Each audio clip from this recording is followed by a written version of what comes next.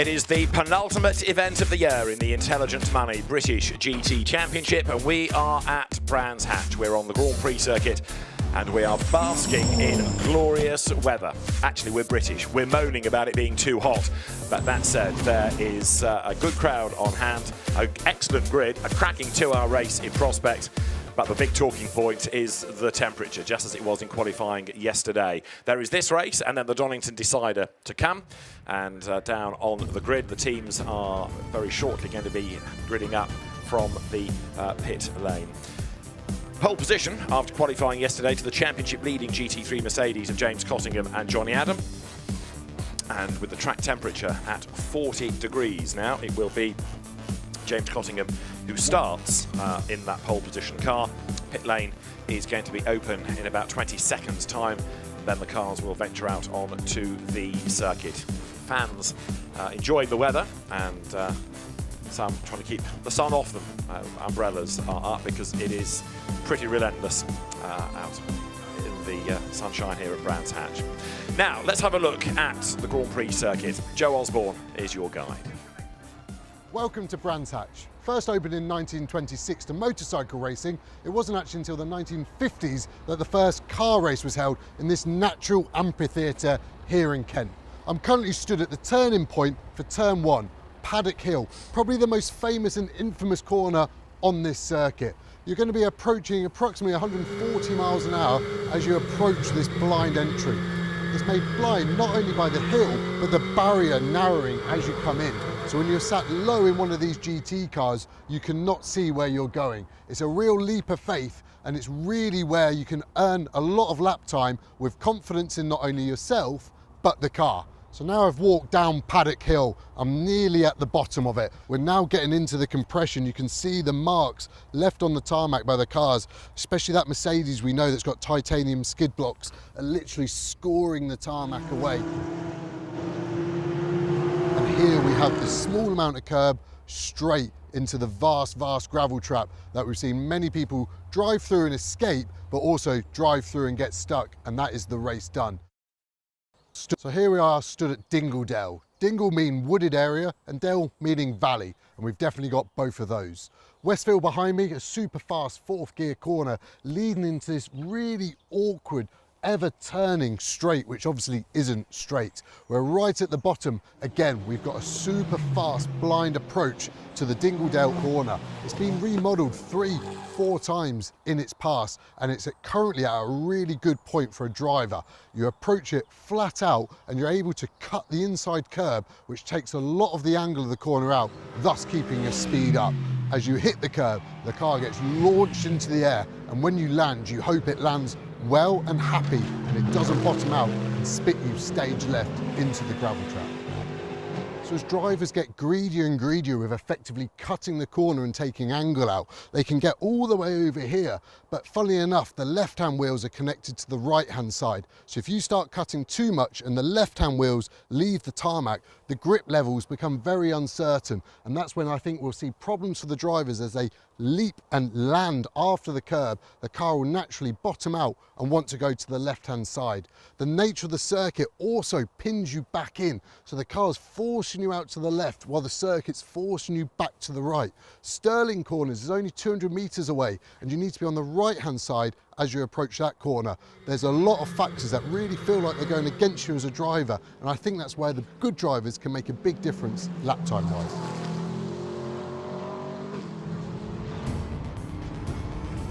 Now the grid is starting to take shape, then down on the Brabham Straight.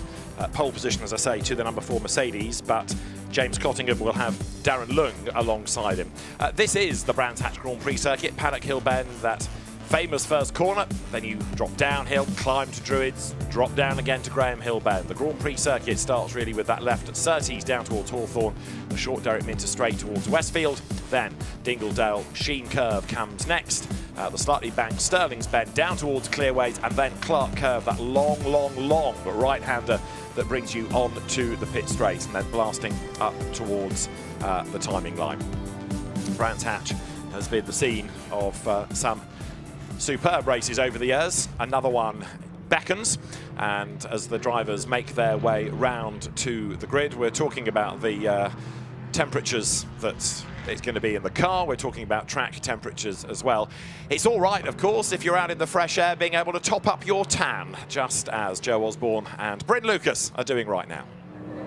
Yeah, topping up the tan, just from the neck up though, I'm afraid, Adders. Yes, we are here on the grid, and the temperature, Joe, 30-ish degrees, coming up to 30 degrees air temperature, 40 degrees for the track temperature. And I was talking to Richard Neary, and after qualifying yesterday, they had a temperature going on, a temperature gauge in the car, and it was 60 degrees in the car. So what's it like for the drivers in the conditions we've got here at Brands Hatch this weekend? Obviously super tough. You're thinking 60 degrees. To quantify it, a sauna starts at 70 degrees, and normally you're sat in there less than what you're wearing now, obviously, and that's what really gets you as a driver, is the heat soak gets in tune. The car gets so hot because of all the elements in front of you, the engine, the exhaust, the gearbox, that all soaks into the chassis. So within 10 minutes, the car's just baking itself more and more.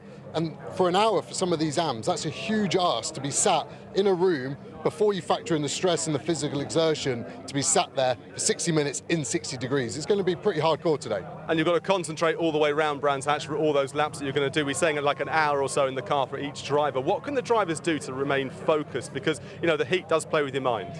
Yeah, depending on the car and the manufacturer that are running it, you've got an air conditioning system, but the problem with all of them is they sap power from the car. So you turn it on, you feel nice and cool, but you're going to be losing a tenth or two, and especially between the pros later on in the race, that tenth or two is going to be critical. So it's a trade-off. How cool do I want to be for performance versus out-and-out performance of the engine? There is a drink system as well in the car, but after that's been in the car at 60 degrees, you're basically drinking on tea as you're going around this mega circuit. We both need a drink system, I think. Joe, thank you very much indeed. Back to you, David. Bryn, thank you very much indeed. So the grid is starting to take shape. We've already got a number of cars, incidentally, being investigated for their start procedure. So that is for, presumably, their pit exit. I think I mentioned a little while ago that Brands Hatch has given us some great races over the years. Back in 2012, there was an absolute barnstorming finish, closest finish in British GT history. It all turned out in the end to be a battle between the chasing Jonny Adam and the race leader, Jan Mardenborough.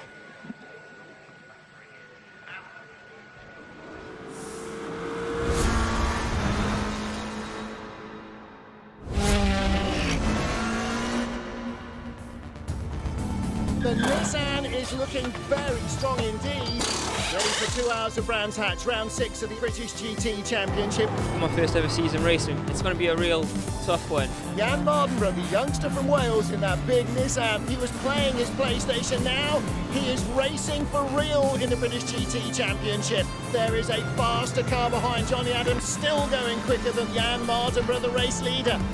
A track race to the line, Nissan just, I think, from Aston Martin. A finish like that has never been had in British GT. The last corner, and I thought he got me at the line. Thankfully, I just edged it. It was on the limit every single corner. Another corner, maybe another lap, we might have got there, but overall, happy with second.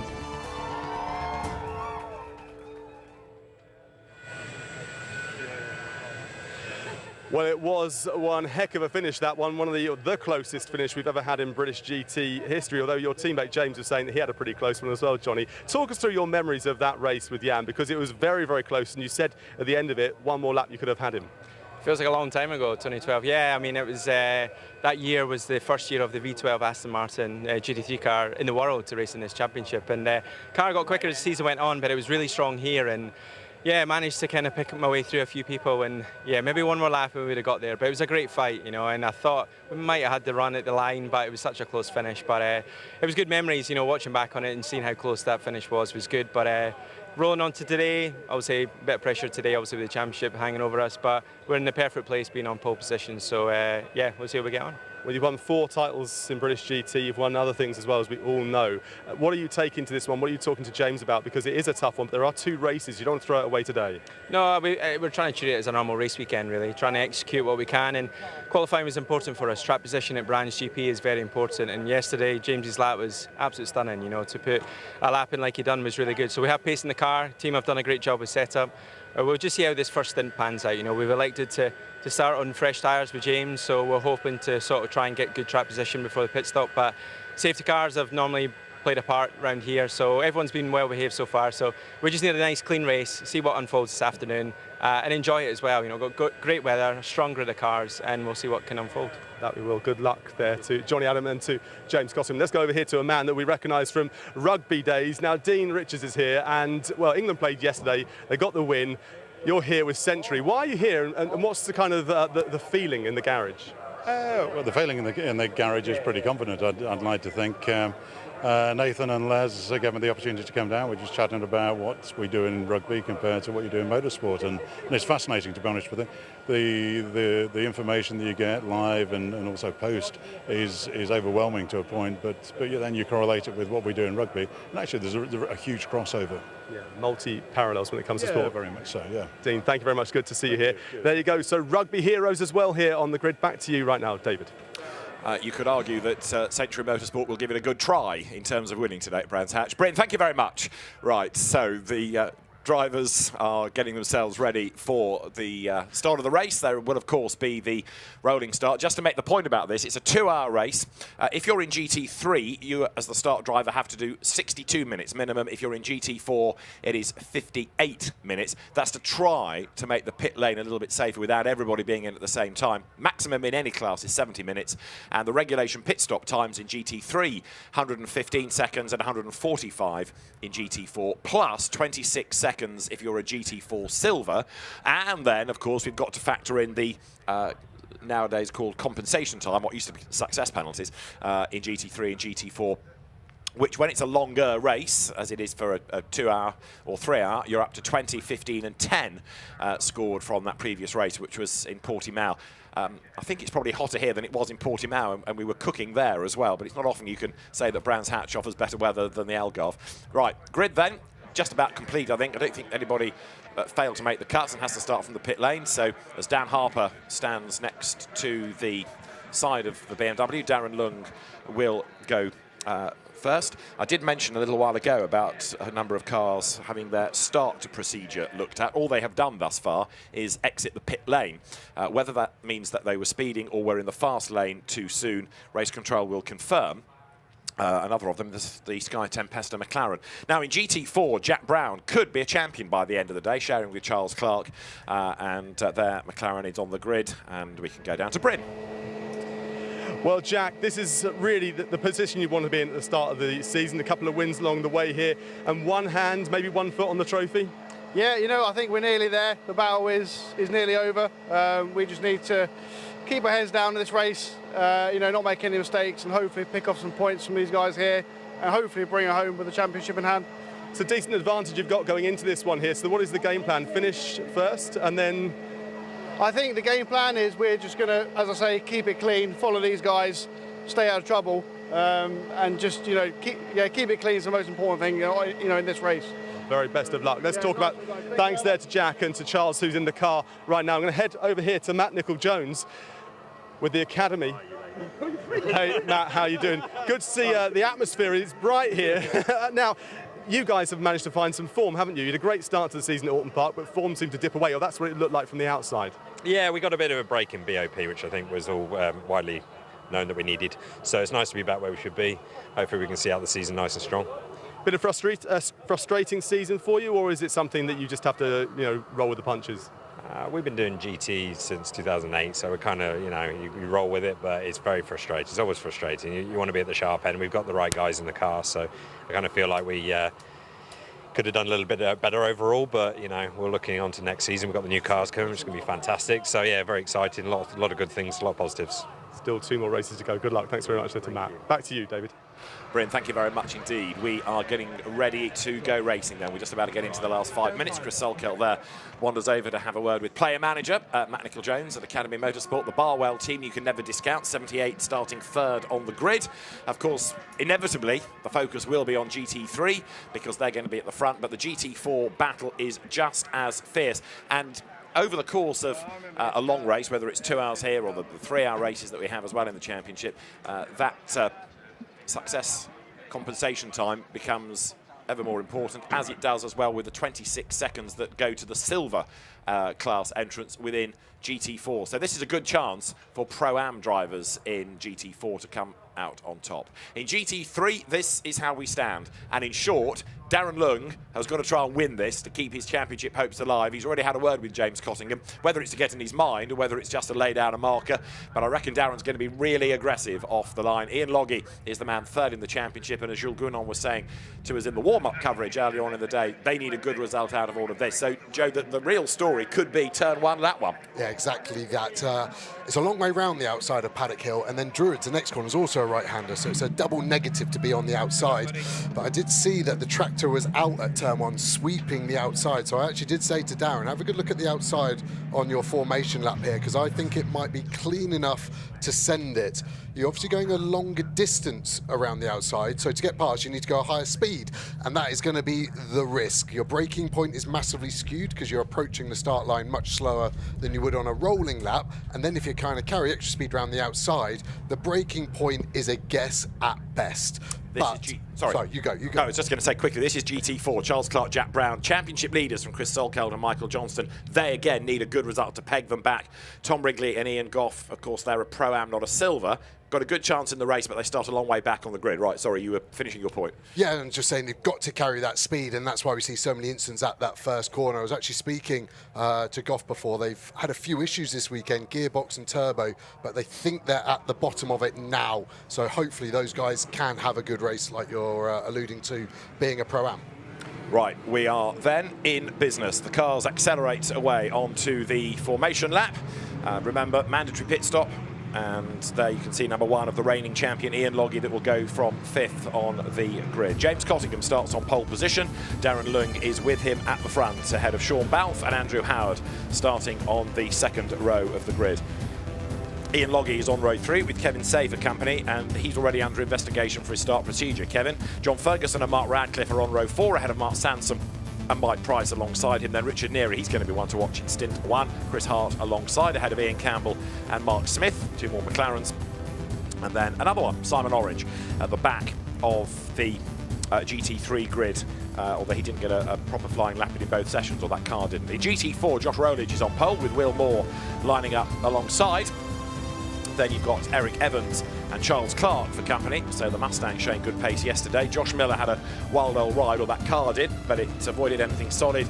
21st on the grid, Harry George lines up alongside in the Enduro Mercedes. Next comes Michael Johnston, Portimao winner. Carl Cavers lines up with him. And then you've got James Townsend and Tom Holland.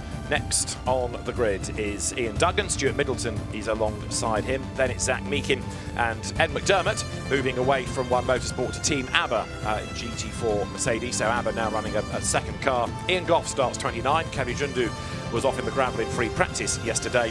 And then Aaron Morgan is going to be at the back of the grid for Team Brit. There you can see at the top of the shot Westfield, where in days of yore there used to be a rather rickety old circuit commentary box on the Grand Prix circuit, and at all the major meetings that was manned by the redoubtable Neville Hay, and Neville and his wife Dot celebrate their 63rd wedding anniversary today, and I'm sure that Nev, ever the enthusiast that he is, will be watching this. So Nev, Dot, happy anniversary to you both. Nice, and they reprofiled Westfield, didn't they, and slowed it down. Yeah. But it's still an infamous corner. I wouldn't want to be sat in a commentary box anywhere near that. It should be a great corner, and you're virtually up in the trees. It gave you a great view of a limited part of the circuit. But right now, the view you're getting is from the Sean Balfe started Lamborghini that is third on the grid. Then we are set to go racing. This is round 8 of the Intelligent Money British GT Championship. Nervous faces in the pit boxes, nervous faces in the cars as well, because for James Cottingham and Darren Lung, the big story of the race is going to be the first corner, and James Cottingham makes a better start. He's away by a length. Darren Lung is going to have to be really, really brave as he comes up on the outside line down towards paddock, but he's going to lose a place. Balfe goes through. That is not at all what Darren Lung needed. A great start by Cottingham, and there's drama. Logie has gone around. Kevin Say's got caught up in it. John Ferguson avoids, and there are others in the gravel. McLarens are off. Mustangs are off. Mayhem breaks out at turn 1. Cars scatter, but I reckon that they've all, bar Logie, kept going. Wow, that was, looked to me, out the window, so an early call. Looked like Loggy just caught the back of Kevin Say, spun Kevin half, and then spun himself fully. The GT4s, it was like dropping a grenade in the middle of that pack. DTO, I saw Rowledge having to go wide. I saw Clark in the Optimum car go wide. Yeah. It's really put everyone back, hasn't it? Kevin Say, rear right damage. He could take a shortcut here. He's going to do the full way round. No flashing lights on the dash to say he's got a puncture, so it could be suspension damage. But that's probably going to be day done for that Sky Tempesta car, unfortunately. But just trying to see if Loggy's got going. He has now, so there shouldn't be a need for a safety car. But that was very punchy, wasn't it? Darren Lewing actually looked quite reserved, and he kind of tried to tuck in, but Balfe was on the front foot, and that's why we're seeing that Lamborghini in second position. The inside is so strong here at the start. Well, drivers were predicting a safety car. We escaped thus far. Great avoidance by everybody. So let's see, and I think Ian Loggy has got going again. John Ferguson's car has picked up damage, and James Cottingham, absolutely perfect start. And look at the gap he's managed to pull already. We said in the warm-up how rapid that 2Cs Mercedes has looked this year, and James Cottingham just gets better and better and better as a GT3 driver. Part of the Edge management stable now, Phil Glue's company. A little bit of smoke out of the back, or was that dust as he ran over what was left on the road? Yeah, some carbon fibre being flicked up there. Look at Ferguson's damage. Yeah. That grille front left corner as well of his car. Hopefully the cooling hasn't been affected. The bodywork damage doesn't look too bad. Maybe he's just saved the dive plane that sits on that front corner of the Mercedes. But yeah, Cottingham's had a lovely start here. Everyone's starting to find their feet as we pan to the GT4s. So the qualifying order's almost gone out of the window, hasn't it, for GT4? Because they've all been put on their heads. The DTO car and the Optimum are close, but the Paddock GT3 McLaren is in the middle of that as well. But the one guy who has made his get-go is Evans in the 61 Mustang. He must have just had the perfect line through all of the carnage. Or it's a narrower Mustang, yes, because he went for the gap. The start turn one incident, it's under investigation. We'll get a replay in due course, I'm sure, of who did what to which and to whom. Slippery surface flag out down at Hawthorne, which might be debris rather than liquid. There's dust settling in the background as well, people running a little bit wide. So here's this GT traffic jam, GT4 traffic jam with, as Joe was saying, GT3 machinery in the middle of it, trying to force a way through. Mark Smith, number 11, the Ginettas are at play. Almost look the other way, wait for the bang. It's like a NASCAR race, they're too wide all the way through. Rowley's down the inside as well, back there in the McLaren. And it's hard for the GT4 guys to let Smith go as we see that car. I think it looks like that's leaving the pits. They obviously put a new tyre on it and it is okay, so good news for them. But they are going to go nearly a lap down. Hope for a safety car for them, but I'm saying it's hard for the GT4 cars to let that GT3 car without losing time. So Townsend is now compromised, you can see that. So he's going to get under attack all the way down this back straight from Middleton as we go back to a nice calm Cottingham. He couldn't have planned this any better. As a driver, you go through what might happen at the start, and you have a plan A and a B normally, and his plan A is an A star, isn't it, right now? He is in the grandstand seat for where he needs to be. The 2Cs Mercedes, calm seas, clearly, as he then now rounds Hawthorne up the curb, being chased by Sean Balfe. Given his years of experience, it still seems odd in a way to put Sean in the AM section of the race, but he has just done the absolute best first sector as he hustles on to try to catch James Cottingham. James has done the fastest lap of the race. It's a 2-hour race, remember, this is lap 3. Sean Balfe's view down towards Stirling's, where you turn in and the road slightly banked, kicks you down to the inside of that left-hander, up the curb on exit. What's the adjustment there? That is the air conditioning system, so it's a standalone system. He looked like he was cranking it to the right, which is max power. So let's have a look at the start. Third row, the silver Mercedes down the inside, and then that McLaren gets a bit of a run, tries to go around the outside. So I think Ferguson's damage has come from hitting Loggy, which then pushed Loggy into Kevin Say. So Kevin Say here, we're going to get a hit on the rear right any second now. Bang! Gets the opposite lock on really well. Gets a secondary hit, which straightened him up, which was lucky. He got the windscreen wiper on, which was a button on the steering wheel, but the damage was already done. So I think Loggy has been loaded up by Ferguson. That's where Ferguson's damage has gone. Loggy then just gets grazed by Smith, who almost comes to a stall, I think. He had to slam the brakes. The Jetic clips him. They were 4 wide in the gravel trap, wasn't they? This is championship leader, started 4th, got cars going left to right. You see the DTO car and a big old drift there, and then all these GT4 cars streaming past.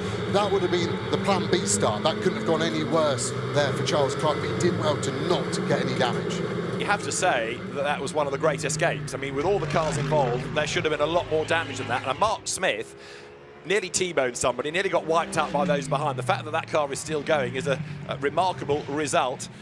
Anyway, that's going to be looked at by the officials. The 4 team managers of the cars being investigated are heading to race control. And also John Ferguson's team manager at Ram Racing going to race control. So Peter Daly, the race director, is already busy what with pit lane offences and incidents at turn 1. But I think you're right, it looks like John Ferguson's going to get the rap for the start. Now, what about this BMW? Darren Lund did not really make a very good getaway. He's dropped a long way back already from Balfe. Yeah, I thought he'd be a bit more overconfident to start.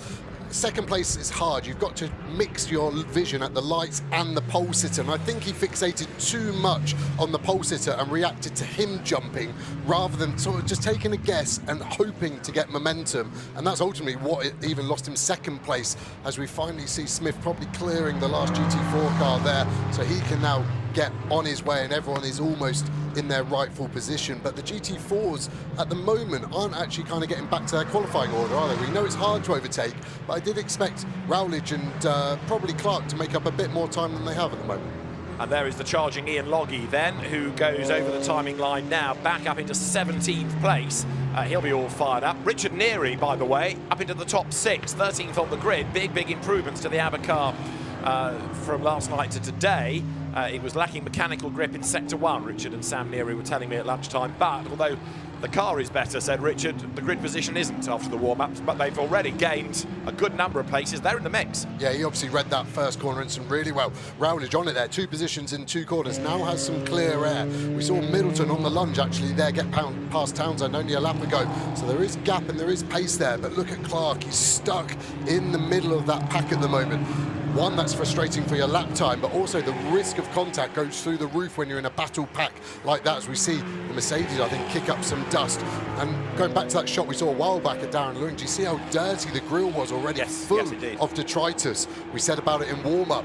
These cars are almost on the limit of their cooling capacity already. So if you're going to be taking a few % away with dried leaves and grass, we're going to start to see cars overheating, losing power, and maybe worse. Number 18 there, which is the Team Parker Pretend Porsche. Remember Stuart Parker's squad having rented one of Eddie Ives' McLarens from Portimao onwards, and that's the car that Zach Meakin and Dan Vaughan share. Drive-through penalties are coming, failing to take start procedure. One of them is for Kevin Say, another of them is for Simon Orange, another one is for Stuart Middleton, the Ginetta in GT4, and a 4th is for Chris Hart in the DriveTac Mercedes. Confirmation you see on the graphic there. So in GT4, there's another of the Mustangs, booms past the pit. 62 of Will Moore trying to recover after its dramas at the start. Through they turn. The drivers did not take the Grand Prix circuit. Sorry, they did not follow the instructions to get to the grid. What they did was drive the full lap, which you might anticipate was the right thing to do, but when you're released from the pit lane round to the grid, the instruction was to use the short circuit to save time. They didn't, and therefore they're being penalised for using the full Grand Prix circuit on their way to the grid. That's why, because they've not followed the start procedure, there is a penalty. Now we'll see how much of an effect that's going to make over the course of 2 hours of racing. The John Ferguson investigation, that's still ongoing. Team manager at race control. Now Joe's getting busy in GT4 again. Yeah, Mustang's got the runners in it. Will Moore on Clark there, goes all the way around the outside. Really good move. That Mustang's definitely got some grunt. It's going to be interesting to see. I bet it's going to be pretty fraught within that Optimum car there. Championship leaders, it looks so well, doesn't it? And then suddenly it all starts to unravel. Is it part of a bigger unraveling process, or are they going to be able to stop the rot and get that ship nice and steady? A lot of the Pro-Am cars were really fortunate to start there in GT4, so we already know, like you said, they got 26 seconds as they run wide out of there, straighten it up, shouldn't be too bad. Looked like just trying to carry a little bit too much speed in there, Megan. Didn't look like any contact, but 1 place lost, possibly 2. So Kavi Jundu in the McLaren in front of that Mustang is an AM, and he's really holding his own in that battle pack. So these AMs have all got so fast that these Silvers have got, car off in the foreground. Gone in really deep, isn't it? Going to do well to get that out. That's the Goff Wrigley McLaren, isn't it? So Ian Goff at the wheel of it. Now that, remember, is 3rd overall in GT4 in the championship, and that's a very costly off. It's a Pro-Am car, so it'll gain 26 seconds back on some of the Silvers on the pit stops, but even so, that has absolutely hemorrhaged a whole heap of places. Yeah, interesting to see it go so far off. if he was by himself, I can only assume he's dropped a wheel turning in and it's caused him to go wide. It's hard to make a blind call on that. We're going super slow replay. You can see the cars dive down. Clark looking back down the inside and more. Look at the cars squat down. The Mustang probably looks a little bit more stable, doesn't it? The platform isn't rolling over as much as that McLaren. Then that McLaren really goes stage right. Cameraman does well to keep it in shot. And you're trying to obviously avoid the barrier, but if you keep too much lock on, the car's always going to naturally rotate back across the track. So Meakin did well there to stop it. Townsend now on the defensive. He kind of let a few cars go, not wanting to lose too much race time, but now he's decided, you know what, I'm going to stop the right. But where's Clark gone in the Optimum McLaren? He was in the middle of this pack. I can't see him anywhere in this shot. He's dropped down the order unless he's got past Townsend, and he's really had a good go, but I don't think he would have. I think you're right. I think dropping back is rather more likely than going forward. Big battle still raging on here. We'll try and unravel Charles Clark. Now this is coming into Surtees. Charles Clark, number 90, has a lock-up and the back starts to go, doesn't it? And then Ian, now as he put liquid down on the road, Ian Goff goes off, but there was a little bit of smoke. Yes, lots of cars go off. Maybe he's got an engine drama and oil. He's put liquid down. Yeah, and it's be interesting to watch the GT3s come through any second now. Kevin Say's off the road. Sorry to interrupt you, but out of the window we can see that Kevin Say's car is off the road at Surtees and not... No, it's not Kevin Say. It is a McLaren, though. Campbell. Campbell, you're quite right, but it ain't moving. So there's liquid down there. And Clark's pitted, so you've called it exactly right. Just trying to think what the liquid could be coming off that rear right. There's a few gearbox cooler, diff coolers on the Artura. If he's been hit from the rear, maybe it's damaged. They had a big water leak in FP2, so Jundu on the inside. That's a great lunge. Just need to roll a bit of speed in, stayed on the brake. I would have thought there could have been a yellow flag out there as Townsend probably catches that liquid. The good engineers will be all on the radio now, warning all of these drivers, you need to stay left, you need to stay off the racing line to try and avoid what I'd assume would be oil. The amount people are going off, it's got to be more than water. Well, I was about to ask you that, because on subsequent laps, OK, people have seen it and checked their pace, but they're not going off the road now. They did in quick succession, as we'd seen, but I was wondering whether it was water, because that would evaporate quicker and the road would therefore dry out and we'd have fewer spins, or it might just be that people are keeping off the line. But either way, that looks like day done for the Clark Brown McLaren, and of course that was the GT4 Championship leading car, so that's a big story. Yeah, and we were saying, weren't we, was that going to be their downfall that kept unravelling? And it could be so many things. It could be just a failure, but is it legacy of having to go through the gravel to avoid the damage? Is it simply another hit? You can see Charles Clark there, distraught with himself. They'll be saying, stay in the car, we can get this fixed, a safety car, but the problem is there's not a quick fix, I don't think, for that. We're hearing it's coolant, so maybe it was a stone through something, but again, if it is coolant, yes, it will be slippery when it goes down, but it'll dry quicker than oil, certainly, which would be a slick and to catch the drivers out for more laps. So in GT4 the championship story isn't over, and that was 2 offs of course for Ian Goff. Now what we've seen kind of answers the second. He was one of the first to catch the coolant and off he went, and maybe there was still dirt on his tyres, which is why he then had another off going into Paddock Hill Bend at the start of the next lap. That's your race leader. And he is taking the normal race lines. I think you're right. I think the coolant has already evaporated. Probably the only positive of the day for these drivers, having above 40-degree track temperature. That it did go pretty quickly, but he's about to start catching these big battle packs in GT4, headlights flashing. But when you're in a GT4 car and you're battling, you have not got the mental capacity to be checking your mirror, and Cottingham needs to realise that. We've seen a lot this year, contacts with him and GT4s. He got a penalty for it already. That will be in the back of his mind. Sean Balfe just needs to try and get the luck of the green, get that little bit closer, so then it's more stressful for Cottingham. At the moment, the gap is 2.5 seconds. He doesn't have to risk it. That is a big time loss, though. You see Jundu go across the front of their car. Balfe now, we said it was 2.5 seconds. It's probably sub 1 second. And now it's then going to go. The Ginetta's blocking. Again, big time losses. This is going the wrong way for Cottingham right now. He can't push too hard because he doesn't want to put himself in stride, but he can't lag back too much because Balfe is closing as they come up across the line. You can see the gap coming down, and now it goes against Sean Balfe. He's got a Ginetta side-by-side battle right in his way. The gap was down to 0.360 of a second. Right, Balfe gets up the inside of 1. gets up the inside of 2. Look how much closer he is to Cottingham, who's now got the Carl Cavers BMW in his way. And they're still not clear. There's 2 more cars they're going to catch in the next half a lap as well. Balf's going to get a really nice run. Go to the left here of Cavers. You'll get a nice run. Won't lose any time whatsoever. Cottingham now will probably, for the first time in the first 15 minutes of the race, actually be looking in his mirrors and trying to work out what he can do. What's it looking like on board for Sean Balfe? He looks quite relaxed still. We know he's already turned the AC up. He's going to dive down the hill all the way to Hawthorns. Cottingham's going to get caught, isn't he, by that Mustang? It's not going to be good for him. Balfe will be working. Where am I going to get him? I think he's going to get him out of Westfield. Mark Lemmer trying to look cool. He isn't sat down. That is as tall as he gets, unfortunately for him. He's going to then get the run. Sean Balfe, what are you going to do? I think you're going to have to stay behind him here in Dingledale. Look to get a good exit and get him into Stirling. You can see him just filling the mirror of the Mustang. A little bit conservative, I think, there from Sean Balfe. I think he could have thrown it down the inside. Cottingham's now going to get past that Ginetta and be clear, and I think he's probably going to go back to about a 2.5 seconds. So net gain for Balfe, but maybe not as good as it could have been. So that really, in a sense, shows, doesn't it, those last couple of laps, that the Mercedes still is the quicker car, and the time gained was because James Cottingham was rather unlucky in the traffic relative to Sean Balfe being able to lap faster in the Lamborghini. That said, it's where that car is at the end of 2 hours. And don't forget that in the compensation pit stop terms, 10 seconds will be pulled back by the Barwell Lamborghini there. That stops for 10 seconds more. Sorry, I'll try this again. That stops for 10 seconds fewer than does James Cottingham. So the gap right now is 1.3, but after the pit stops, you would expect that Lamborghini to be ahead.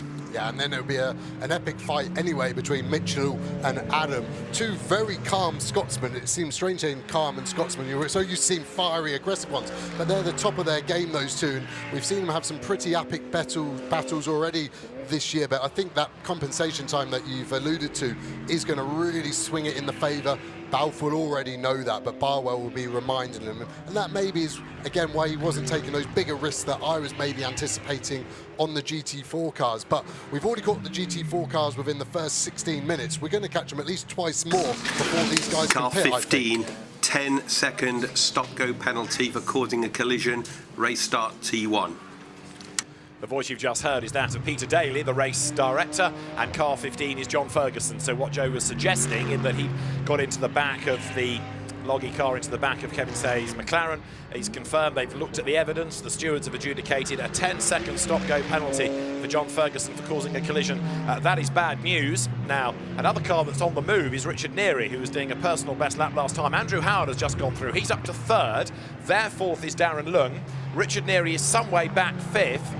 And he's got a whole raft of back markers to try to get onto the back of and pick a way through. And he's being chased in turn by Mike Price, running 6th in the lighter green Mercedes. Mike having one of his better showings. Yeah, all those guys are very similar on lap times, actually, aren't they? In the mid to low 28s. But the last lap for the leaders were in the 26s. So Balfe and Cottingham are kind of at the next level. And I don't think there was too much GT4 interference with those lap times. There we see Ferguson, who's going to have to come in the next 3 laps to serve that stop-and-go penalty. The team also can't work on the car, so they can't stop, put some tape on it. The 10 seconds, no one can touch it at all. And I think it's just unfortunate when your team is called Ram Racing and you're getting a penalty for ramming.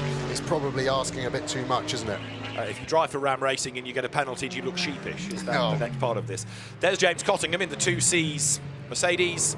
And now he's got to negotiate number 14, Michael Johnston, the Portimao winner, biding his time, coming down towards Stirling's, and now he'll get that whole shot coming out of the corner. He's built the gap up again to 1.7 seconds last time over Sean Balfe. I'm still slightly concerned, though, about that Darren BMW that just, like many people trackside maybe, is struggling in the heat. Yeah, exactly, and again, the drivers and car are having to struggle with the heat. Century top 2, we know how quick they are, but it's quite a new car to them still. They might just not have as much data as Barwell 2Cs on. As the temperature goes up, where do you adjust the tyre pressures? Obviously, the hotter the pressure, the less air you need in the tyre, because it will get hotter and the air expands. So that matrix is a real complex one. You've got humidity as well, so sometimes even the air you're putting in the tyres has more water in it, and water expands at a faster rate than oxygen and air itself as a mixture. So it's a really difficult one there. The good thing is if it is just tyres, Balfe going in a bit deep there. I wonder if that was a coolant or he just outbroke himself. just needs to relax back into it. Sean's such a relaxed guy out of the car, works so hard to be fast. So always just say to him, just relax that little bit more. He puts too much pressure on himself sometimes, and I think that's why we do see him start off so well, but then just make a mistake and he beats himself up. As a driver, as soon as you make a mistake, you need to move on. We've missed 3 apexes when we've run on board there, and has he even got a problem? Because that gap has expanded at an alarming rate. Hopefully not, but again, I think we're about to see another one as Cottingham runs wide. The GT4s are so strung out already, aren't they? With that turn 1 incident, it's making it harder for the 3s. They're not actually as compressed and easy to tackle, I don't think. James Cottingham then carving his way through the traffic, but he's certainly not wanting to hang around, is he? Look back for the Mercedes, then up towards the line. But yeah, Sean Bow falling away, but not necessarily into the clutches of Andrew Howard behind.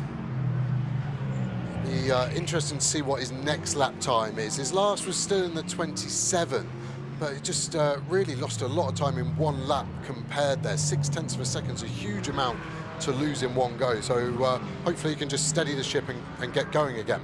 Now there is 61 Mustang, and as it stands in GT4 in the championship, that car would, if this were the race result, be up to 3rd overall in GT4 from 6th pre-race. 2nd Chris Selkeld and Michael Johnston, and Charles Clark and Jack Brown's McLaren, which of course we saw earlier on, is still in the pit lane and losing lap after lap after lap, and it might get back out, but of course the danger is that if it does insufficient distance, it won't be classified, so it won't score points anyway. Yeah, it's going to be I think it's almost day done for Optimum hauling any more points. That Mustang obviously is the lead, but doesn't have the silver penalty. Look at the R Racing Aston Martin again, a lot of stuff in the grille there. I think being unseasonably warm, I think some of the trees out the back here have already started to drop some leaf, and that's what we're seeing mixed with the dust and the grass. There's a lot to be picked up. Look how dirty that is already. So big disappointment for Jack Brown and Charles Clark's McLaren. Jack can explain a little bit about what's happened. He's with Bryn in the pit lane. Well, Jack, we spoke before the race. It was just get to the end, make it through, get some points, and so far not the plan you wanted. Yeah, no, unfortunately not.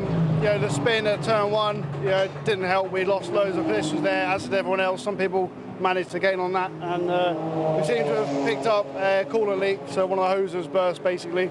So yeah, I mean that means we're out of this race. I imagine right now I don't think there's any coming back from this.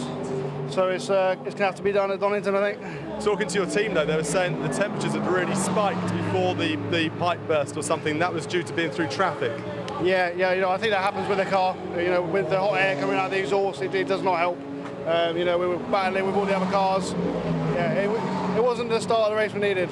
So. Rightfully disappointed, but you've got 1 more round to go. Best of luck next time. Nice, thank you very much. Cheers.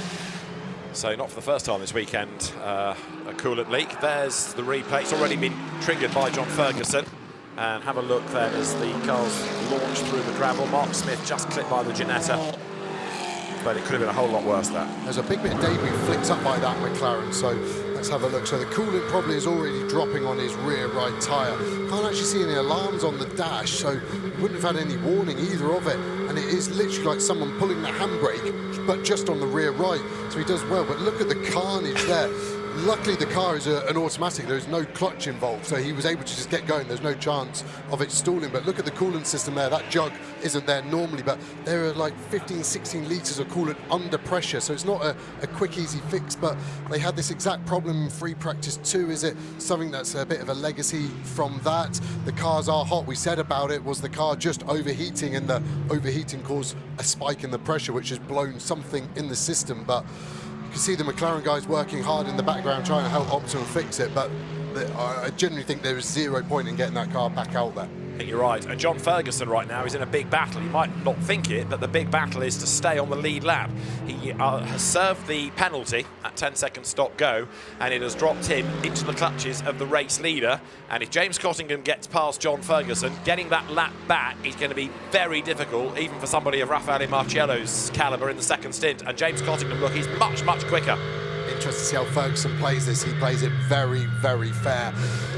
Yeah, it's day done for him. Now he's a lap down, so I was half expecting, half hoping he would actually have to kind of defend to stay on that lead lap, but I think he knew Cottingham's pace was just so far superior with the damage he's carrying. He's kind of just going to have to wait there and just hope for a safety car period over the pit window, and that might allow him to get that lap back. But yeah, it's going to be a hard afternoon from that position.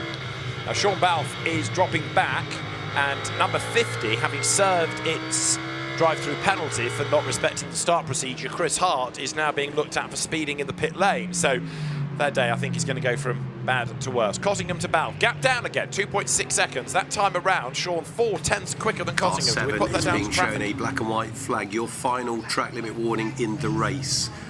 The next track limit, you risk a drive-through. Car 7, please respect track limits. Okay, that is Kavi Jundu being warned about track limits. Again, Peter Daly's voice, you've heard, the race director. And so early in the race to be on your last warning, that's not good. And it's of the race, not of your stint, of the race. Yeah, that's really difficult to not make one, as a driver, one little mistake. What? I'm not hurting anyone. Why are you getting so aggressive with me, Peter? Calm down. But the rules are the rules, and there are sensors here, and you can't lie. You hit the sensor with the car, it takes a picture of you, and yeah, unfortunately that's going to be really difficult. He was very fast, but was it because he's used all the track limit warnings up for that car? Doesn't give Tom Rawlings much scope either, does he, as the co-driver. There's number 91, then Darren Lung in the BMW. The pressure is going to be applied to Dan Harper here, because Darren, and we know Darren is quick, Silverstone 500 winners, of course, these two, and Darren a winner last year at Donington with Alexander Sims. They've been there or thereabouts all year, but really he needed a win out of this to try and stem the tide of James Cottingham heading towards the championship, and fourth just ain't good enough. And that car has looked sort of, I don't know, undercooked really. Yeah, it doesn't seem to be doing anything in particularly wrong when we're just following it from the rear. Normally this BMW seems to go through its rear tyres a little bit too quick, but the traction looks good. It's not too much oversteer. There is Harper, looks pretty relaxed, so obviously happy with what's going on. But Andrew Howard, the guy in front of this car in the Aston Martin, really is upping his pace. He's now into the 26s. So I think at the moment it's looking a bit like a three-car battle, isn't it? Cottingham, Balfe and Howard. We've still got over half of this stint remaining, so it will change again. It will evolve as the tyres and the track temps keeps going up into the mid-40s now. So again, that changes it. But yeah, Andrew Howard's done really well. We didn't see the overtake from Howard on that BMW, but no damage on either, so that was a good one. But yeah, car, big gap here to Richard Neary. Should be coming to shot any second now. It's actually the GT4 car. That's the extent. There is Neary, so he's just got past the R Racing car, so maybe lost a little bit of time on that. But yeah, it's getting to this stage now, the stint, where the tired drivers will be radioing time remaining please, and the engineer will sarcastically go 2 minutes less than when you asked me 2 minutes ago. And that's your first sign that the driver's getting tired, is when they start to ask how long left. And it's then down to management. You've got to relax. As soon as you tense up, your body temperature and your stress levels go through the roof. So Richard knows what he's doing. He's had a mega start, but that gap to Darren Lung needs to start coming down if he's going to give his son Sam any chance of a sniff of a podium. Some very crude maths would suggest that if Darren Lung and Dan Harper finish fourth and James Cottingham and Jonny Adam win the race, that could be the title for Cottingham.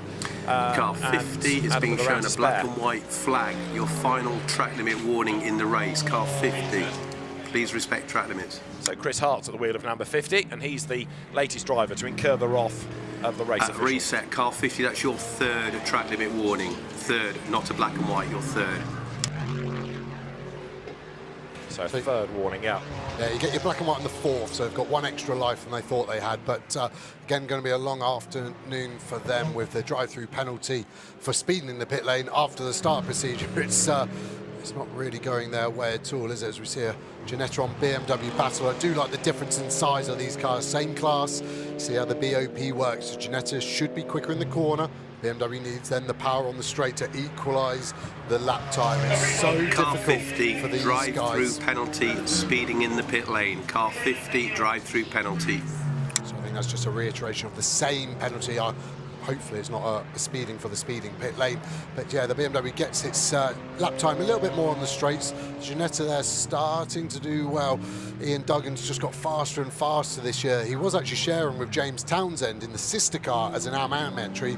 They've now split and become a Pro-Am, and the competitiveness has gone through the roof. It's really good to see those two going. But this is probably the best race performance we've seen from Ian so far. And he doesn't look like he's ready to settle yet. That BMW is firmly in his sights, isn't it?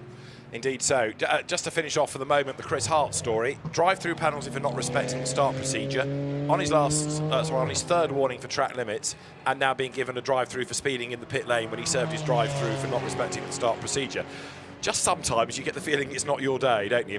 James Cottingham is pulling away from Sean Balfe up front. 4.4 seconds is the margin. Number 80 Ginetta, Ian Duggan, is currently 0.6 of a second back from the BMW of Carl Cavers that we lost early at Portimao, but Carl moving into GT from the Porsche Sprint Challenge Series. Getting busy here with more of the Ginettas. 56 is the recovering Stuart Middleton car after a drive-through earlier on. 86 behind is the Townsend car, and of course through all of them, another of the GT3 McLarens trying to recover is Ian Campbell, who was on the grass when he hit the coolant. Yeah, and Cottingham again got a lot of questions being asked of him. Balfe not as close as the last time we saw him in heavy traffic, should get down the inside here. Ian Campbell there making his way past, and again Cottingham's got the question of a GT3 car. When he gets to the back of that McLaren of Ian Campbell, what's Ian Campbell going to do? Same as Ferguson earlier, if he goes a lap down, it really is day done. It's so difficult. Over the GT4s, it's a known quantity when you're lapping. It's easier, you've got the performance. But on the same type of car, it's really, really difficult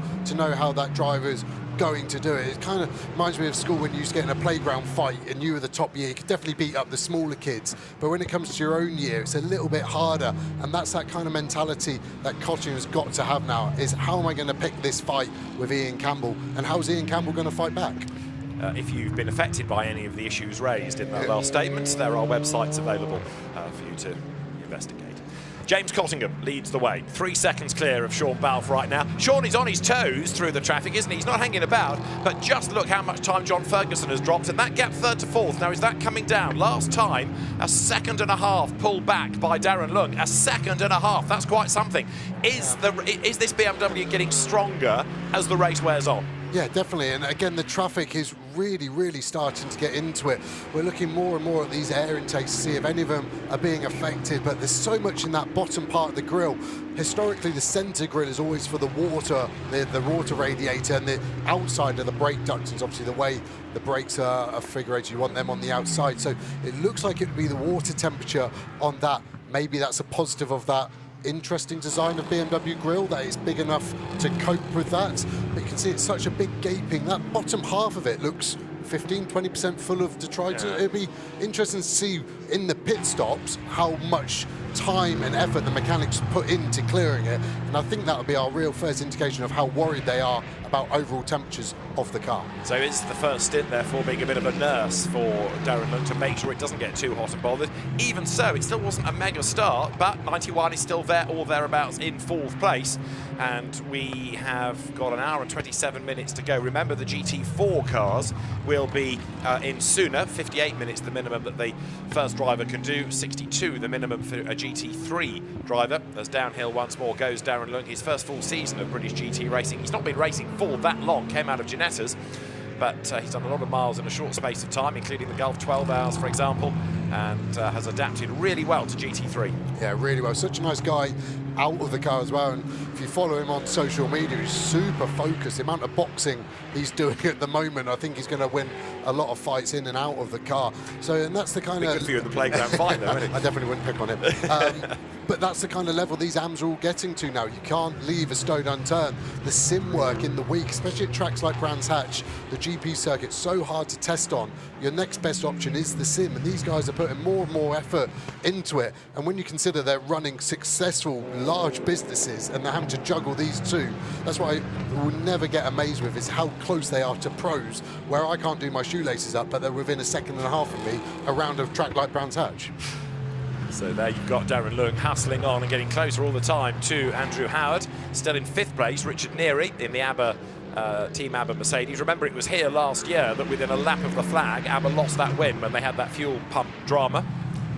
Largely because they didn't find any fuel to pump, but it was a very, very cruel result after what had been a tremendous effort by the Neary father and son team. Richard at the wheel of the car right now, but they need a safety car to bring them back into the mix as Darren Lund gets delayed in traffic there. 17 is the Harry George Mercedes ahead, and he's not being overly cooperative, is it? No, he put the car in the middle of the road and kind of let Darren make the decision what he wanted to do. Do you really want to try and go around the outside of me at Graham Hill?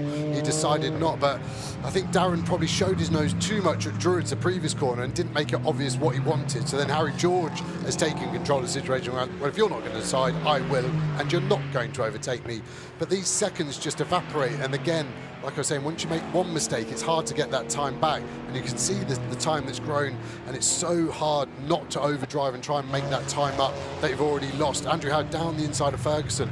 Ferguson has been really, really fair here with all Car the guys. 7, drive-through penalty, track limits, 5th offence in the race is a drive-through penalty, car 7. Wow, so 5 track limits in 35 minutes. So we thought it was going to be a hard ask of Jundu not to get any more, but yeah, drive-through penalty is going to be 26, 27 seconds here at Brands Hatch. The only positive is it is then reset. That's true. Change we've had for 5th place. Look, Mike Price has got ahead of Richard Neary. So did Richard have an off, or did he get boxed in the traffic? But Mike Price, who has really come on as a driver this year, hugely improved, he's got through. But Richard Neary suggesting that he is not going to settle for 6th. He's right on the back of Price. He's all over the grass. And even a green Mercedes trying to camouflage itself. It's still evident, but he's now lost yet more ground because GT4 machinery tries to pounce. Down they come. Radcliffe gets involved with it. They both go off into the gravel. And who comes out the other side? Neither of them. The McLaren is digging. Back onto the road comes Mark Radcliffe, but Richard Neary is stuck in the boonies. Here comes the safety car, so I think that answers that question. So Neary, I think, was trying to get on the offensive with Price. They say he's driving really well. Got a bad exit because he ran wide. Radcliffe sent it. They were 3 wide there going down into the last corner, and I just don't think Neary was willing to yield. Broke late, and then it was too late, and ran himself out the road, and Radcliffe was on his outside, and that is always the risk when you overtake round the outside. If the other car makes a mistake, your mistake is sort of swept up into their instant.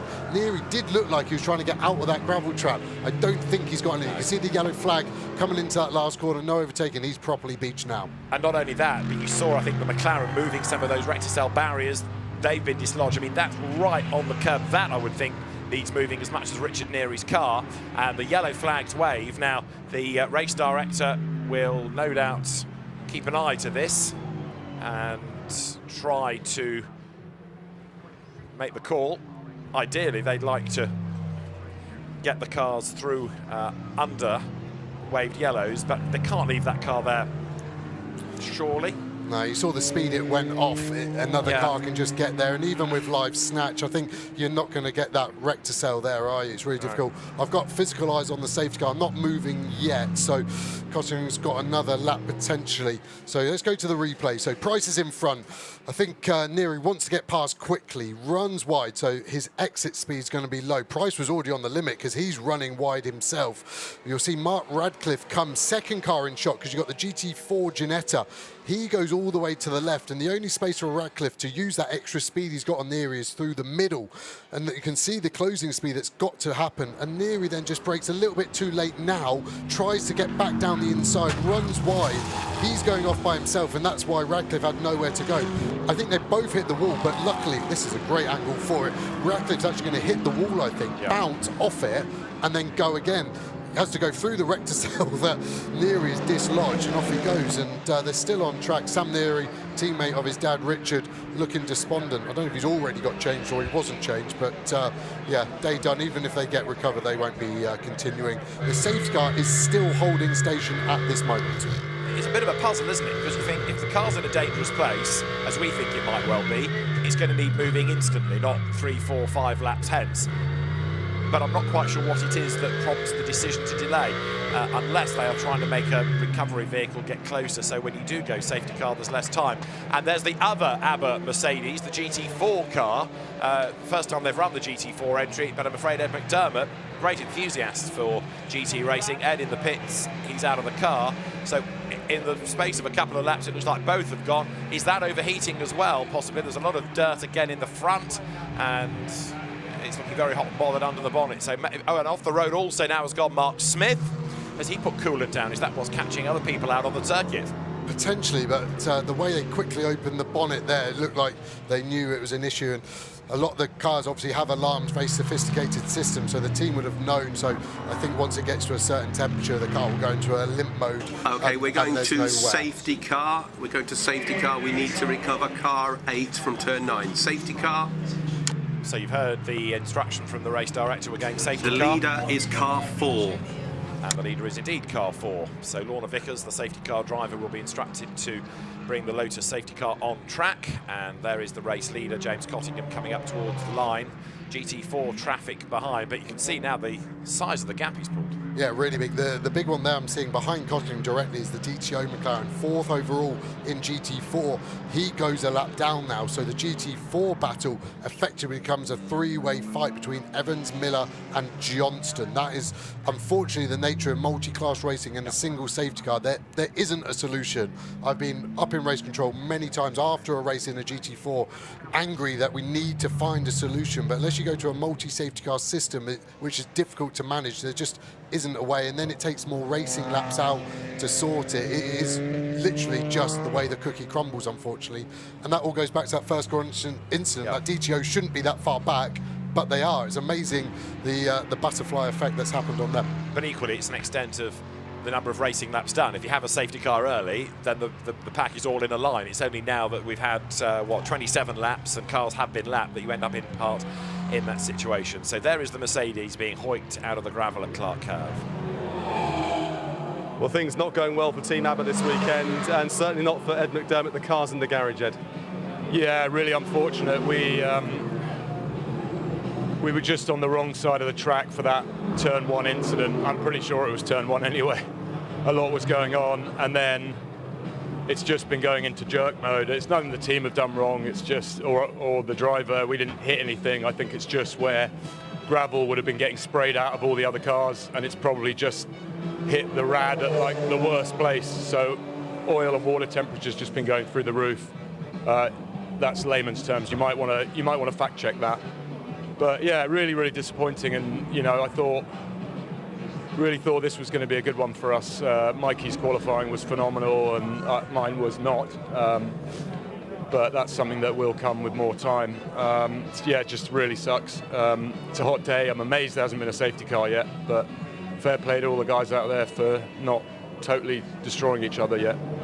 Well, curse the commentator. Back to you, David, because I believe there's a safety car now. There is indeed. Thanks, Bryn. And of course, the bad news is now that those drivers that had pulled a gap lose all of that with the cars bunching up under safety cars. There you can see again how GT4 went rally crossing. If you're on the outside line, you're in strife. If you're on the inside, you gain places. Look at the draw.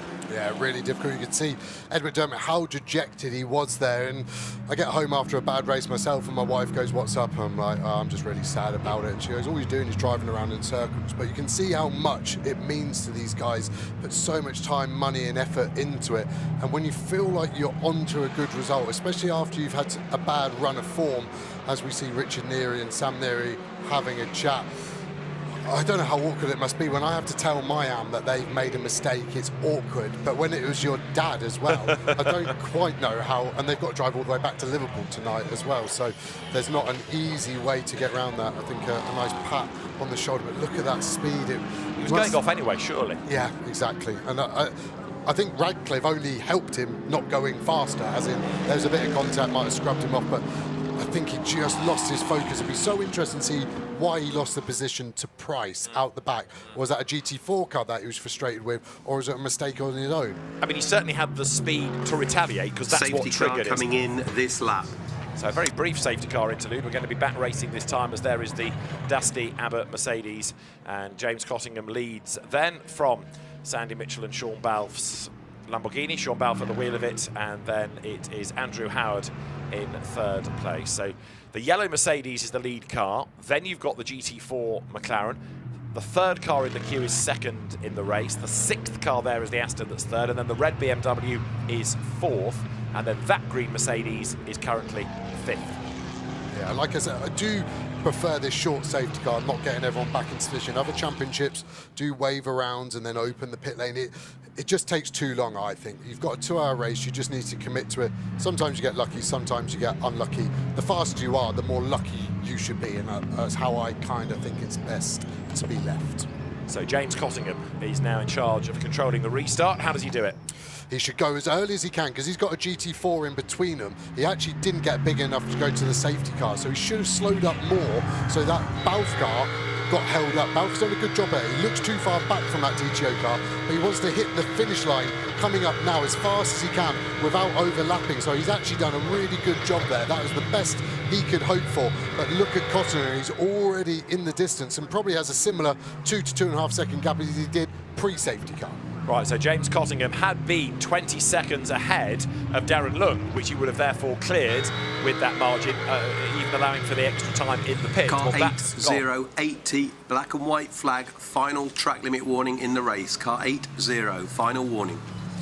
And 80 is the Ian Duggan, Joe Wheeler, Ginetta down in GT4. So that's Darren Lung needing now to try and stay within 20 seconds of the overall leading car of James Cottingham. And of course, with 1 hour and 15 on the clock, we're getting closer to pit stops. Yeah, that grille on the BMW really draws your eye anyway, the way it looks, but it's so recessed from the bumper itself. I think it acts as a scoop. You'll see other cars, the grille is level with the bumper, so it's got a better chance of going around Car the grille. 7, you are now on a black and white flag. Your final track limit warning. The next warning will be a drive-through. So that's his second potential drive-through for car 7? Car 7. Because he already had a drive-through, didn't he, Cavi Jundu, for it. So that could be an error, admin error up in race control. I just can't believe he would have done another 5 in 6 or 7 laps, and half of them were under safety car anyway. He's getting the right act read to him, sorry there. But yeah, look at how much is in that BMW. It's only getting worse. And when you look at the track, it's actually quite clean, isn't it? There's not too much dust and everything being thrown up. So, and as the pros get in, they only get the cars even hotter. It'll be interesting to see if the same happens to Harper if they clear it at the stop. But yeah, the safety car really hurting Cottingham with that compensation time he's about to serve in the next 15 minutes.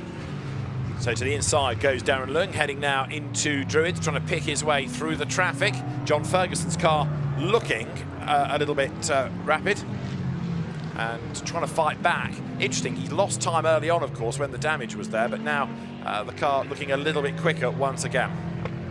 Yeah, we've seen the GT4s all trying to work out where they are. So the lead car in GT4 that we're looking for is the Mustang, but they're all so condensed at the moment because of that safety car, with GT3s trying to find all the way through. That is the lead GT4 car, and he's so far back in the pack because he managed to go one less lap down on the GT3s. Like I said, when the safety car came out, it's hit between this car, the R-Racing Aston Martin, and the Johnson BMW. That Johnson BMW, obviously a Pro-Am, so getting less time, even though it had a mega result in Portimao.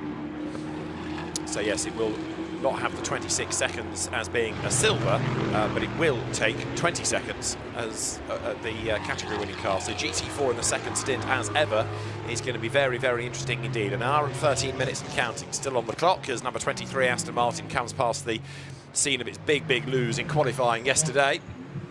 And they're waiting for the next cars to come out of Westfield Bend, down towards Dingle, down to the Sheen Curve, and then here towards Stirlings. There is Michael Johnston then, who goes through in the BMW.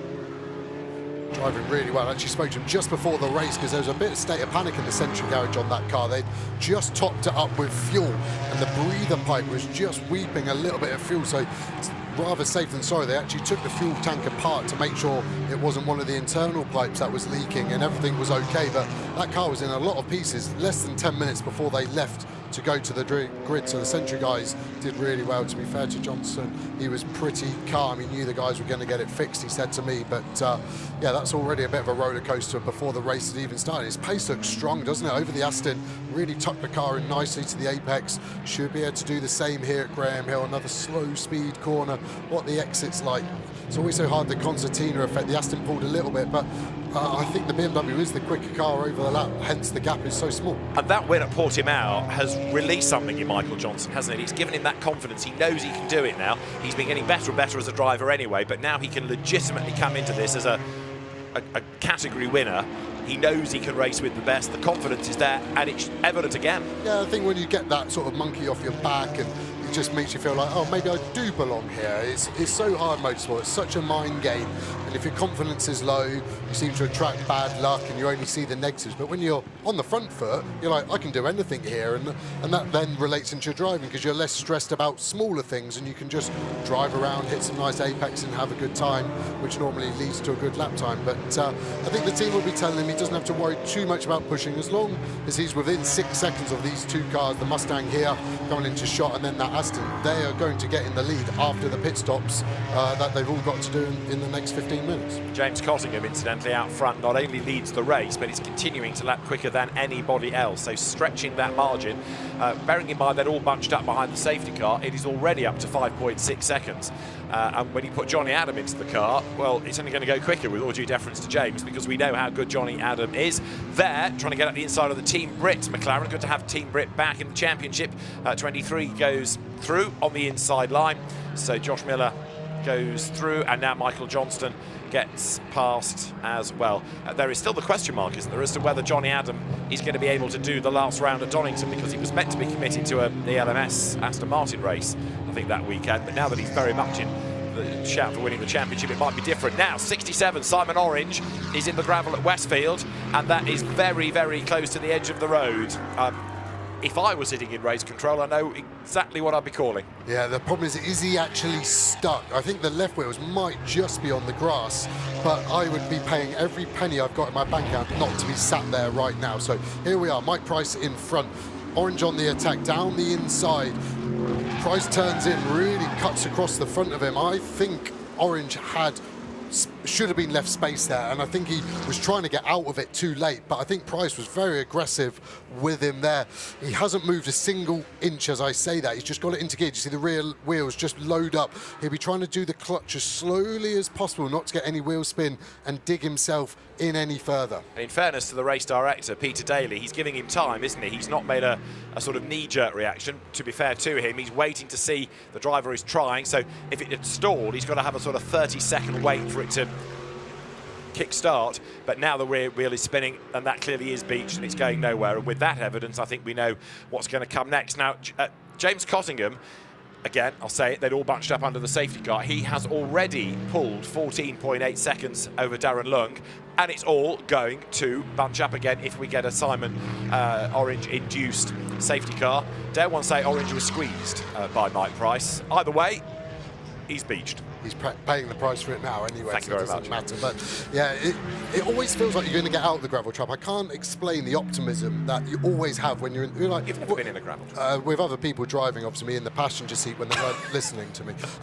But the cars are just so powerful. You can't slip the clutch slowly, and it just digs safety car. Yeah, I think they had to make that decision quickly. One for safety, but also they're potentially going to get this safety car back in before the pit stop window. We've seen so many times when there's a safety car in the pit stop window, it causes chaos. But Cottingham's lost another 15 seconds. He's had 35 seconds as an aggregate over Darren Lung. They've just been taken away from him. The frustration is absolutely through the roof. No GT4 cars in between them this time. So if they are still in the car at the restart, if they haven't done the pit stop, it's going to be an interesting fight from Balfe, how he attacks Cottingham. And also, I think Andrew Howard is free of traffic behind. So Balfe will get on the back of the Mercedes of James Cottingham. Andrew should be up with Sean as well. And Darren Lung, if he is free of traffic, he's back at the races as well. This could actually be beautifully timed going into the pit stops. Just to remind you, James Cottingham will stop for a further 20 seconds, Sean Balfe for a further 10, and the other car that's got success to serve in there is Mark Radcliffe, who of course was delayed early on in that incident. So this rather now puts into the pound seats Andrew Howard, who will give way to Ross Gunn, and Darren Lung, who will give way to Dan Harper. Well, in fairness, Darren Lung does have a back marker, Andrew Howard does not, but this is going to set us up really nicely for the second stint, isn't it? Yeah, it really is. And almost at this point, don't really, when you factor in the compensation time, who I'm going to really put my money on. I think Harper's probably the standout one with where the position is and not having that compensation time. But I also think you kind of got to look at Ross Gunn, so quick in Q1, Q2, sorry. He was the fastest car out of anyone yesterday at qualifying. I think those two are going to like it. Both of those cars, similar strengths, front engine, really good top speed cars. So it's going to be a good duel between them. But yeah, we've seen so many times in the past when a safety car is out over a pit window, it's chaos in there. The pits are not big enough for everyone to come in. That's why we have a staggered GT3 and 4 window. But they do overlap. So if the safety car is out at that moment in time, it is elbows out. You want your car controller, your engineer, to be whacking people with his lollipop to get it out of the way and clear you a space. We see the boys in orange, the marshals, getting the orange car out of the way. It shouldn't be too long. I think they're going to have to finish this lap under safety car, but I think it'll be in the one after this. It'll be a bit tight, but hopefully they can just get it behind the barrier on the entry to Westfield Corner. Indeed, so Simon Orange's car out of the race, being hooked out of the way, and I made the point earlier, but Jonny Adam's car, James Cottingham at the wheel, was 15 seconds ahead of Darren Lung. It's now 3.2. So Joe was talking about the cumulative amount of time lost with the two safety car periods. James Cottingham has done everything he can to try to build that lead. The frustration will be immense, and remember, it's got 20 extra seconds to serve in the pit lane. So the safety car period's not going down well with Jonny Adam, I guess, Britt. Well, Johnny, due to successes on the Algarve, you have that 20-second extra time here in the pit stop. It looked like you were going to eat that out there, but every time you do, it gets closed up again. Yeah, unfortunately, the first safety car was unfortunate, but the second one there is really sort of stopped James's progress because he pulled a nice gap there, you know, at the start of the restart. But it's one of those things, you know, there's obviously been a few incidents out there, so you have to keep it safe. But it's just not swung our way, unfortunately, in that first stint. So we'll see how the pit stops unfold. The team have been really good at pit stops, so a nice clean pit stop. And it looks like we need to bag points today. You know, that's our default now. So look, best of luck to you. By the way, David, I just spoke to Johnny and said to him, what's James saying in the car? And he said, not a lot. Well, nothing that we can broadcast, Bryn, possibly. Yeah, right, thanks for that. Great enthusiast of his racing is Jonny Adam. He was to be found with the family in the paddock on qualifying day at the touring car meeting at Knock Hill, seeing some old friends and enjoying the glorious Scottish weather. Honest. Different safety car restart mentality now for Cottingham. Balf's gone. He's gone pretty early again. Balf's read him well. What's that, 4 lengths maybe between them? And then a bit of a bigger gap to Howard there. So I think Howard could have potentially done a better job there. Darren Lewing a bit far from Campbell. I'm surprised the safety car came in that lap, so maybe it's caught a few of them out as well. It was such a quick safety car. Marshall's doing a really good job to get that back in. GT4 cars, not too many GT3s within them, is there? Bit of a lunch on Middleton there on Wilmore by the looks of it. Going into Balf, Cottingham knows he's got the pace, just needs to go through the whole process again. Tyres have dropped a little bit, but on a hot day like this, you can sometimes actually have the best performance when they have dropped that little bit, because they're more in the window than they want to be after you've been flat out attacking for multiple laps. So it'll be, again, interesting to see on this first lap or two which car potentially looks a bit stronger than they did pre-safety car. Onto the Grand Prix loop goes Sean Balf, but Andrew Howard is under attack, and Andrew was the best placed driver whose co-driver won't have a delay with the compensation times in the pits. That Aston Martin is on the prowl. Balf down towards Hawthorns. Remember, the car's lighter now as fuel is being burnt off. Slippery surface flag as they come then down towards Hawthorn now. James Cottingham, the race leader, goes through, trying to build this advantage, trying to stretch this towards the pit window. Remember, the GT4 cars are going to be in sooner. 58 minutes is the minimum that the start driver can do in GT4. In GT3, it's 62 minutes, and this is where we stand at the moment. If this were the result, it's a big if, with over an hour to go, so we're rather jumping the Ross Gunn a bit here, but 177 points for Adam Cottingham versus 129.5 for Dan Harper and Darren Lung. Yeah, that might ask the question if Jonny Adam will be at Donington Park if he can get the championship. Exactly, yes. He doesn't even need to attend the last round, so he can earn twice as much money for doing half as much work, which would be a very nice move for him. But yeah, GT4 window opens in 25 seconds, so I think the lower back GT4s might be able to box, but with the way that first safety car split them, that is actually our lead safety. First GT4 cars are further back, so some might want to take advantage of it, but it's not worth coming in a fraction early and getting that penalty. You cannot come over that start of the pit lane before any time before that 58 minutes that you said to. So I think we're going to see a busy GT4 pit lane next time by. Now there is Darren Lund still pressing on then as he chases after Andrew Howard. So last lap done by the BMW was a 29.4, but a 28.6 for the Aston Martin. Again, that BMW just does not have the absolute pace, even though it was a good combination of lap times to put it on the front row of the grid in qualifying. Right now, this is the car for me to watch, because Andrew Howard pressing on, pegging that gap to Sean Balfe of 0.7 of a second, and should be out of the pits 10 seconds sooner than the Lamborghini and 20 seconds sooner than the leading Mercedes. Yeah, like we said, Gunn's got so much pace. So again, Andrew would have been advised of what he needs to be doing now. He's only got to do another 2 laps probably before he can pit and hand over. They are a little bit in the middle of the pit lane, the Beach Team Motorsport guys, and that is a little bit of a negative when it gets busy. It's much more easier to get boxed in. The 2C garage is right at the start of the pit lane, and Barwell are right at the end of the pit lane along with Century. So yeah, there's going to be 3 different positions in that pit lane for our first 4 cars, and yeah, where they're all going to fan out after those compensation times. We've had 2 safety cars within the first hour. Are we going to see any more in the second hour? That's the other bit we've not factored in yet. Well, it is conceivable, especially if people in GT4 like Ian Goff run wide. He's had 2 offs already, 1 spin, 1 wild ride through the gravel at Paddock. Now he's had a big moment at Sheen Curve. And of course, in part, all that serves to do is to bring yet more rubbish on the racetrack. And there's a Ginetta, kaboom, that he gets involved with. More fragments of bodywork fly. And Ian Goff is kind of straightened up by that rather robust Ginetta, isn't he, of Josh Townsend? Yeah, that was 2 big hits. He already had damage on his front left splitter, then the right, then that's popped the mirror in and the window out of that Ginetta. He just needed to realise that there was a car there, wasn't he? He was already having this crash still going on. Oh, wow, it's getting there. James Townsend's not going to be best pleased there, because he should have had the speed to get past them. That R Racing Aston and the Century BMW stuck behind. Here we see the GT4s coming in. So different pit stop procedures going on at the moment. DTO are getting their second driver in. So they've done their fueling. They're going to be doing tyres and driver change. R Racing have come in that little bit later, so they're still refueling.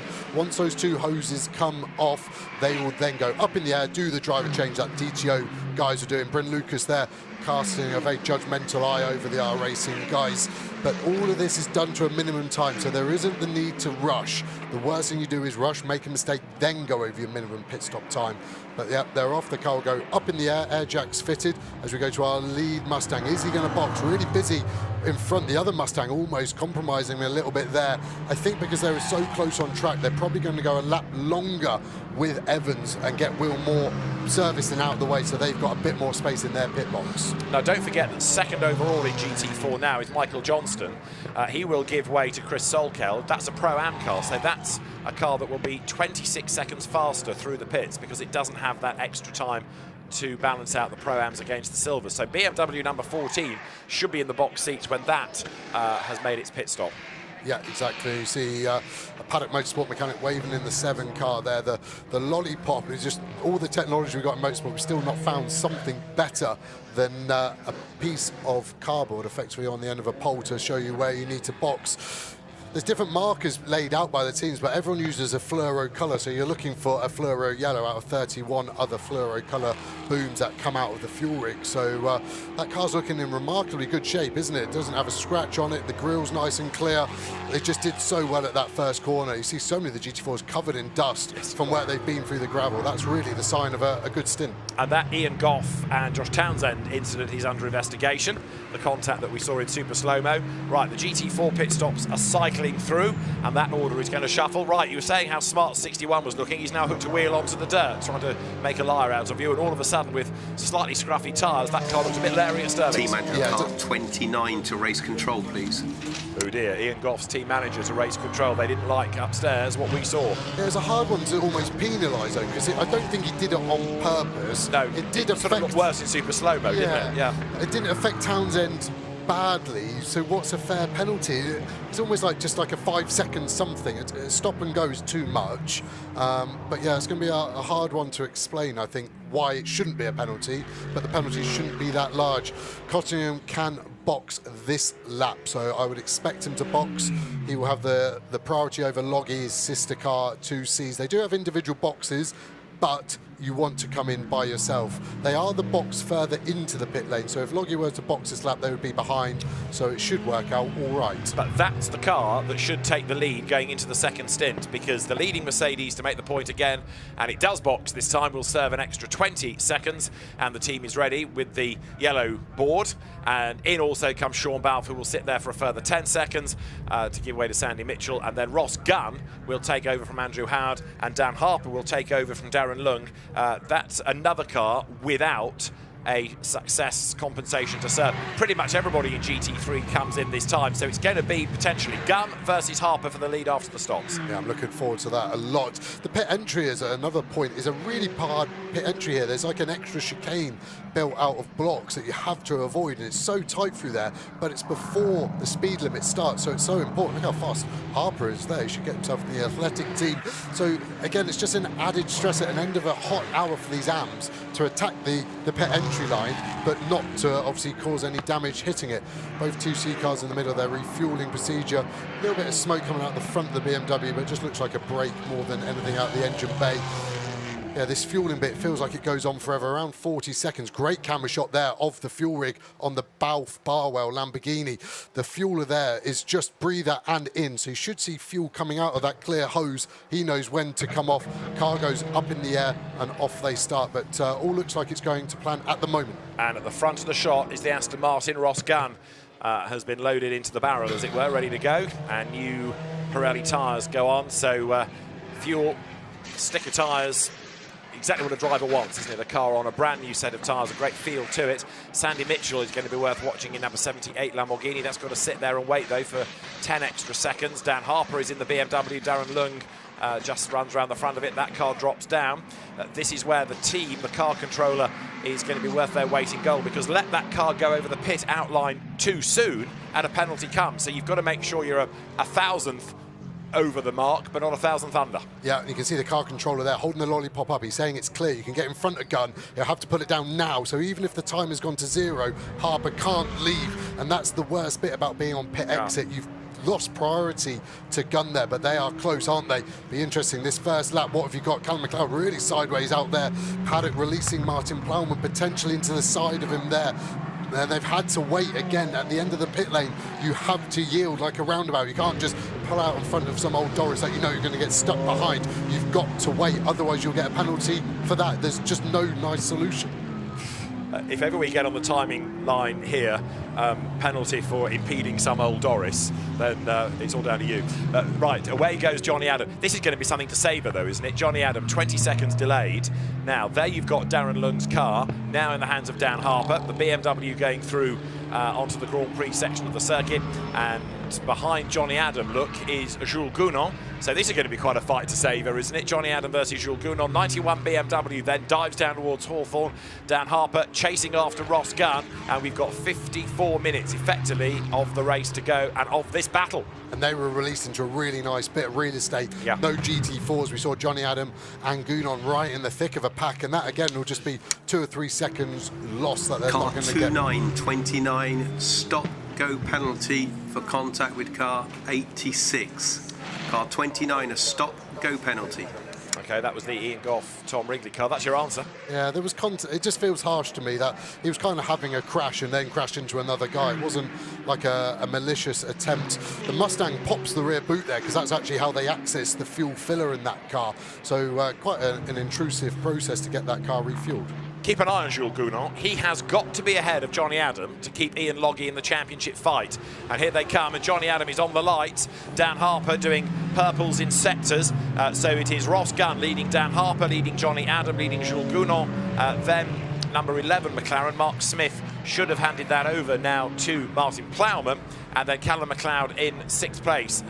That means that down to 7th has gone Sandy Mitchell. So over and above the success compensation, having to hold the car has really dealt them a bad blow. That car has dropped a long, long way back in class now. But as I say, Gounon needs to be ahead of Adam for Ian Loggy's sake. Yeah, and there'll be interesting inter-team rivalry.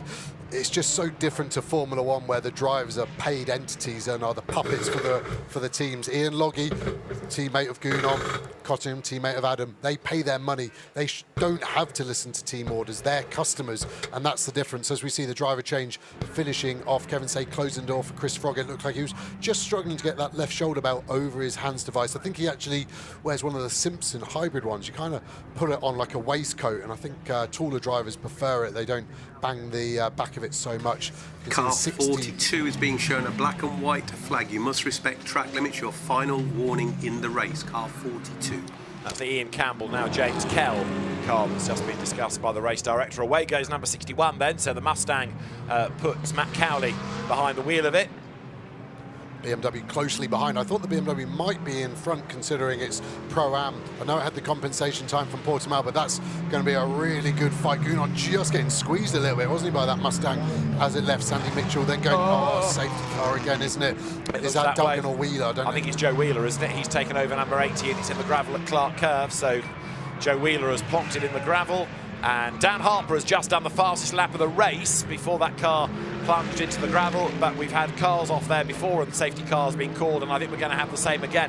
Well, that helps Jonny Adam, doesn't it? Because it's going to bring him back into the mix at the moment. He's 16 seconds off the race lead, but were we to get a safety car, and we're expecting one, then that is going to put him right back at the races, and it's going to bring Jules Gunon into the mix, who is 17 seconds back. But Dan Harper, quickest man on the circuit, and he's got to win this race really to keep his and Darren Lung's championship hopes alive. So we thought it was going to be a good second stint. It might be getting even better if the race director calls for the safety car, but I can't see him not, given where the Ginetta is. Yeah, it's exactly the same as Neary, if not worse, actually, isn't it? Harper, you can actually see the grille of the BMW fully clear now, so keep an eye and see if that feels back up over this stint. And it'll be interesting to maybe find out from Darren Lung, was that anything to do with the perceived lack of pace at times in that car? But Harper really pushing on. No one's going to be able to improve in Sector 3, but he's still done the fastest lap on that last lap, even having to go slower in Sector 3. Pace really good, 10th of a second quicker than Gunn, now gap down to 1.9 seconds. It's interesting, the drivers now, I think, will even be thinking that's got to be a safety car. I'm not going to take the best out of the tyres potentially. Yes, I'm going to keep pushing because it's green flag racing, but I'm not going to overload the tyre and potentially do something stupid because the safety car is going to null and void that. Rob Bell right in the thick of it there, isn't he? Mustang swinging to the outside, trying to get around the outside of the DTO McLaren. Rob Bell just, I want to get on my way, guys. I appreciate you're driving fast, but I need to get going and get out of it. And that is the nature of Brands Hatch, so tight and twisty, so hard to get past these slower, different class cars. It is indeed. They're having their own race. You're trying to drive yours.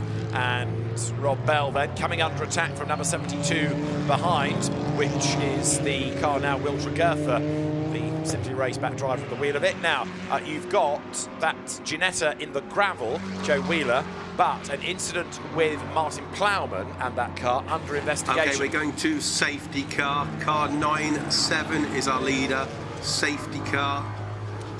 That goes under the no kidding Sherlock heading, I suspect. We were predicting it a lap or so ago. But going back to the point, it rather looks as though Martin Plowman and the Ginetta of Joe Wheeler got together, and that's why Joe Wheeler found himself in the gravel. So piece it all together, that's what you get. Yeah, good job, Sherlock. And also Plowman was in front of McLeod, and they've switched positions. So you would assume Plowman has gone down the inside of Wheeler, that Ginetta in the gravel trap, and the doors being closed and contacts happened. McLeod's then been able to get past Plowman, and obviously then they've got stuck in the gravel with Wheeler, hence we've got the safety car. So these pros now, just a chance to relax. They've had a couple of push laps. They've got a feeling of the car. They know what they've got underneath them. They'll just be cooling down. They're starting to just work out maybe where the strengths of their own car were, where the weaknesses were. Jonny Adam we're on board with here is just going to slowly catch the train up. But so it's interesting that we're hearing that Darren Lewin's problem were the tyre pressures. So they obviously got too hot. You lose grip, car starts moving around, you lose lap time. The team would have been able to adjust the start set of pressures of the tyres that went on for Harper, so Harper will really benefit from that. So maybe we're not going to see the same issues if Century were able to guess what the bleed needed to be out of those second set of tyres. now as far as the GT3 Championship is concerned. Now, this is how we look. 162 points it would be if this were the result, if for Jonny Adam and James Cottingham. But much closer again. Dan Harper and Darren Lung, of course, they're taking points away from the Mercedes drivers right now. Ian Loggy down third, and a reminder that Jules Gounon needs to be ahead of Jonny Adam to keep Ian Loggy's championship aspirations alive. 47 minutes of the race to go, looking interesting. Yeah, the car in front of us here, actually, Sky Tempesta Froggatt, we're on board with the driver change. They've actually just lost their lap, haven't they? Unfortunate timing with the safety car where they were in the pit. So Jonny Adam's got that little concern.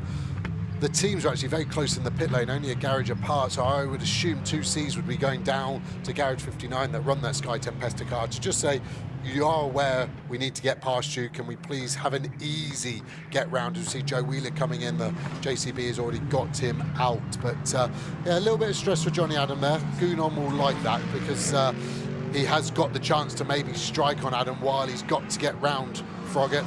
Callum McLeod there, so we've got three Mercedes very close together. Greystone have really got a lot more pace out of that car this weekend, so they've been quick out in Red Bull Ring as well this weekend with their McLaren, so they've obviously found something back at base, which is good to see. You do feel a bit for Kevin Saying and Chris Froggatt. You're right, they have, through that bad timing in a sense, dropped off that lead lap, but of course they copped a penalty early on, didn't they? They had a drive-through for the start procedure when Kevin Saying drove on the Grand Prix loop in error coming to the grid. So take that out of the equation, they'd still be on the lead lap and have bought back a load of places. How committed for the restart here does Dan Harper look? Jinking left and right, trying to lay down a marker against Ross Gunn. And this battle, to see Jules Gounon take on Jonny Adam, is going to be one to watch as well. If Gounon gets ahead, Ian Loggy has a chance to retain his title. A slim chance, but a chance. If he stays behind the yellow Mercedes, that chance has gone. Yeah, I'm amazed how much they're weaving already to keep temperature. They're obviously trying to keep the tyres a little bit clean, not just temperature. But yeah, I think Harper looks pretty safety racy. car in this lap. So we'll find out soon how aggressive Harper's going to be. We've seen some mega overtakes from him this year. First year in the championship. It's quite nice coming in as a fast driver, but not a known quantity. He's been able to kind of fly under the radar because you can't judge him. Both of him and himself and Gunn very young. Still a fair bit to prove probably in their own minds compared to your Gounons, Marcello and Jonny Adam. So neither of them, I think, are going to leave anything. It's going to be interesting how early Gunn goes, I think, for the restart. I think, again, he'll go early, try and create as much dirty air as possible out of the last corner, clearways, so Harper can't get a run on him into turn number one. So here we come then, down towards Stirling's. And looking further back, there you've got number 14, which is the second place GT4 car. So Matt Cowley in the Mustang just up the road is the leader. Ignore the Ginetta, that's a lap down, but the BMW very close indeed as we are set to go racing. Then the top two, then a back marker, then third and fourth. Ross Gunn pulls the trigger coming out of the last corner up towards the line, but Darren Harper's got to stay with him to have a chance on this restart. He's not close enough to launch up the inside going into paddock. What about Jules Gounon then as he heads towards Paddock Hill Bend? Thinks about the inside line, but getting past Jonny Adam is not easy. The Frenchman who races these days under an Andorran licence. Jules Gounon heads uphill and he's under attack as well. Callum McLeod right behind him in this very, very tight Mercedes battle, but Jonny Adam at the moment is hanging on to position. Mega shot here, looking backwards. Don't be worried about the rear wing moving around. The sort of horizontal movement's normal, but you can see the whites of the eyes of Gounon. He's under braking there, showing his nose coming in, throwing it down the inside just to try and distract Adam. What we can't see is how close Jonny Adam is to Chris Froggatt in front, and we're not past him yet, so he will be losing time on those front two. Obviously all Mercedes should be pretty even in a straight line. Actually there you can see McLeod had good speed on Gounon. Gounon having to close the door into Hawthorns, so he obviously wasn't happy he had a big enough gap over McLeod there, going back on board. Looks like Jonny Adam's good pace in this mid part of the circuit, doesn't he? He's probably pulled half a length on Gounon, might not sound much, but as long as that gap's expanding, you're happy as a driver. Froggatt's got great pace there. He actually looks like he's got as big a gap to Adam as Adam does here to Gounon, so maybe not a problem at the moment. A little bit wide there from Jonny Adam. Gounon's going to get a run on him. Going to be able to maybe get a slightly better run out the last corner too, and then it's into turn one. Once again, it's a fast frenetic lap round here, Brands GP. For the race lead, it is Gunn versus Harper. Across the line they come, and at the end of the first proper racing lap, it's 0.6 of a second then. There is third and fourth and fifth. Jules Gounon having to keep an eye to the little video screen which acts as the mirror because he's got Callum McLeod not far behind him, but as they head up the hill towards Druids, he was 0.243 of a second behind Jonny Adam when they crossed the stripe. Everywhere he wants to be, Adam has already put the car. Yeah, mega. McLeod looks so racy. Chris Froggatt was one of the quickest cars on that first lap after the safety car, so that McLaren's got great pace. Shows what a shame it is that it is a lap down. Plowman defending from Mitchell there in the background as well, so they've all had now a lap to have a look at each other. I think McLeod actually probably looks like the one that's got the best chance as a move. I think Gounon is worried with him, and that Greystone car definitely has a good straight line speed. Look at it go here. So Callum McLeod is on the move, but the team manager of Jules Gounon's car, the team manager of Jonny Adam's car, being summoned to race control. Have they been too short on the pit stops? Penalties could be coming because it's very rare that a team manager is asked to go to race control just to inquire about their health. Yeah, at least it's one person, so two people don't need to walk all the way down the pit lane. But I can't think of anything else it's been. They've not been nearing each other on track to cause an incident. That's an investigation about each other. The only other thing, the safety car came out. Maybe Peter Daly wasn't happy with the speed they were doing under a yellow flag to catch the safety car. All you can do now as a driver, if you know you're being investigated, is ask the team manager, please can we review it after the race? Look at some video. Let's make a sensible decision here. But the race director, if he's got the evidence of the pit stop being too short, it's black and white. There isn't a battle. There isn't an argument to be had. You're back to rights, aren't you? Because it will come up in red on the TSL time screen. Down the hill they come, and so there you've got Jonny Adam just getting away a little bit from Jules Gounon. That gap just extending a little. So heading into Surtees, coming on to the Grand Prix loop. There you've got 97 then, which is the Ross Gunn Aston Martin, 0.6 of a second ahead of Dan Harper, who's done the fastest lap, but the Aston just now starting to secure that position. Only by a 10th in that first sector, but little by little by little, Ross Gunn starting to edge away. Dan Harper then goes after him. Jonny Adam in third place. Now remember how quick that car was in the first stint. The pit stop of numbers 1 and 4 under investigation. Yeah, interesting. I think car 55, you're being shown a black and white flag. Your final track limit warning in this race, car 5-5. Still coming in thick and fast, track limit warning. He looked pretty in good health, didn't he? He wasn't sweating because you've been hot for so long. It doesn't matter once you get out of the car, you just keep going. Your core temperature is through the roof. We see the GT4 battle there. The 61 Mustang, the first one's pulled quite a big gap now on that BMW. So the pace is so good of the Mustang here this weekend. The Academy guys have done a mega job. You just heard also the race director talking about 55 on a last warning. That's the Ginetta that's got Morgan Short at the wheel of it, Martin Short's son, making his British GT debut. Morgan's already been on a British GT podium, though, when he was a babe in arms, when he was on the podium with his dad. And yes, Martin Short was on the podium even in the days of colour.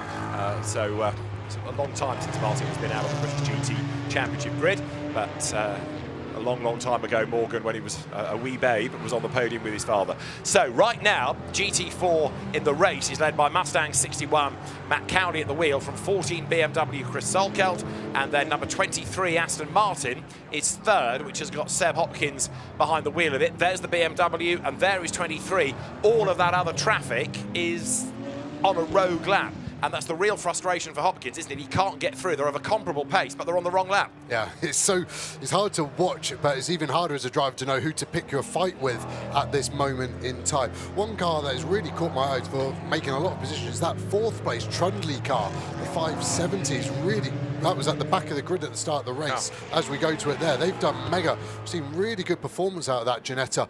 And the car behind Tomlinson also making a lot of places, 10 places since the start of the race. So doing really well. Second in Pro-Am as well, but fourth overall. That's the best we've seen the Team Brit car by a long way. They've really got that car, the older 570, still showing there's plenty of life in the old dog, and it looks planted out the back as well. Matt Nicol-Jones starting to hustle Tomlinson, so run a little bit wide there.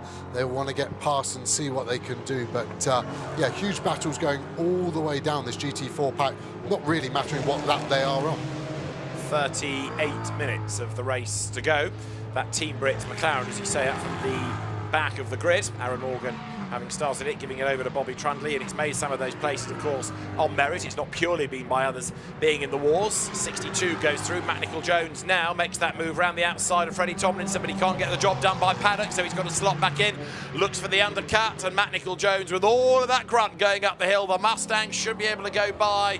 Nice move. Perfectly timed that shot. You could see the undercut coming. It looked like potentially the front bumper was going to make contact with the rear bumper of the Ginetta, but Matt timed it perfectly and was able to carry all that extra speed he got from opening turn one up and getting the run.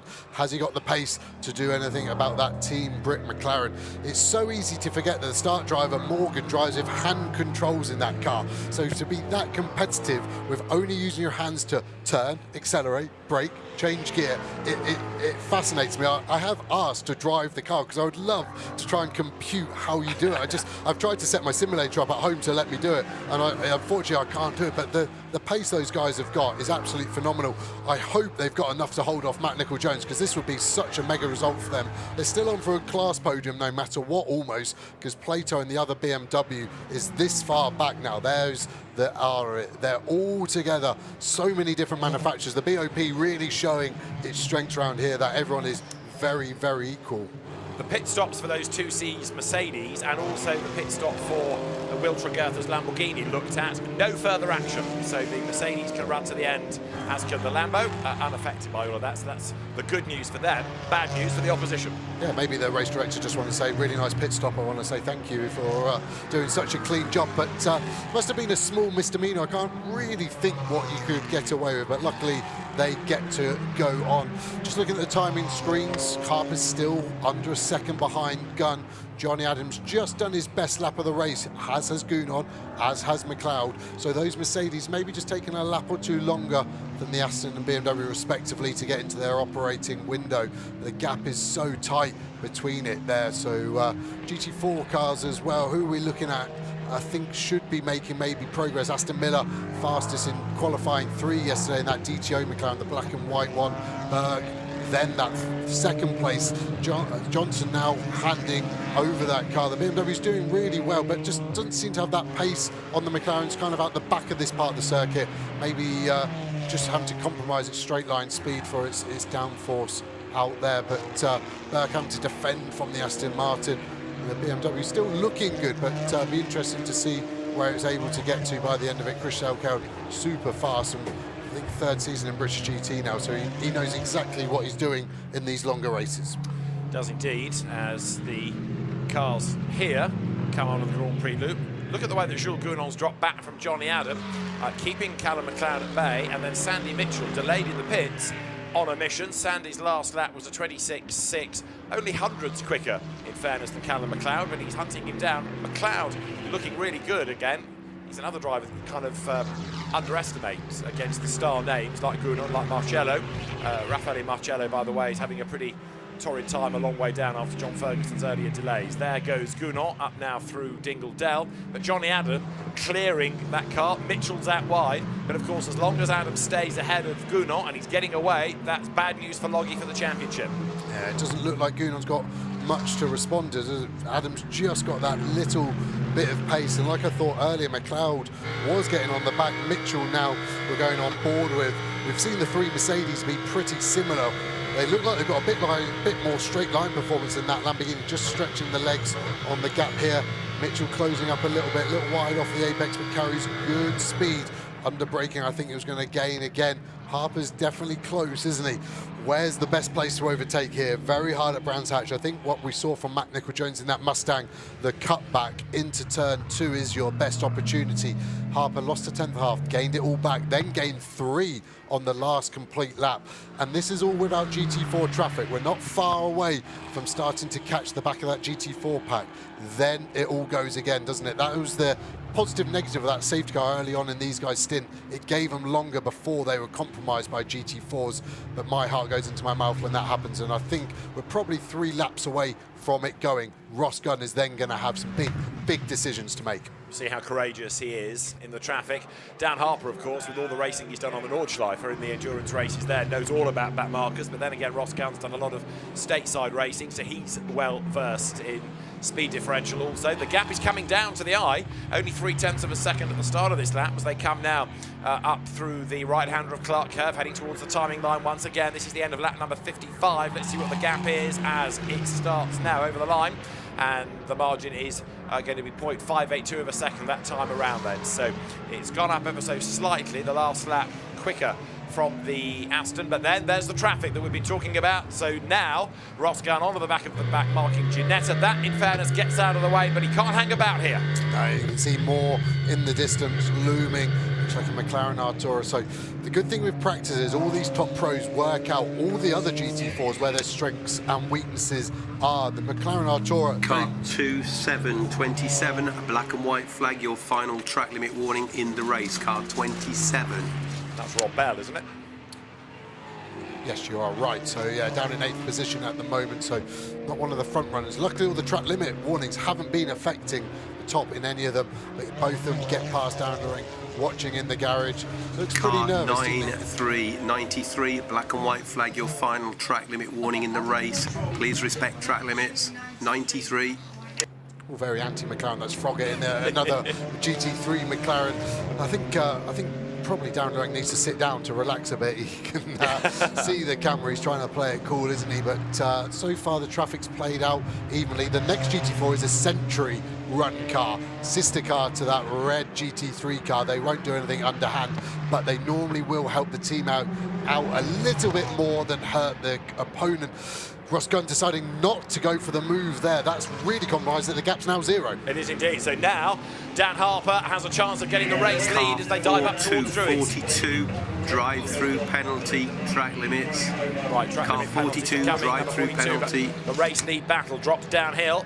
So the Aston Martin, actually, in fairness to Ross Gunn, he has responded, hasn't he? As soon as he was clear of the back marker, he stretched it only by a length, but that has given Dan Harper renewed optimism, and let's see what he can do now.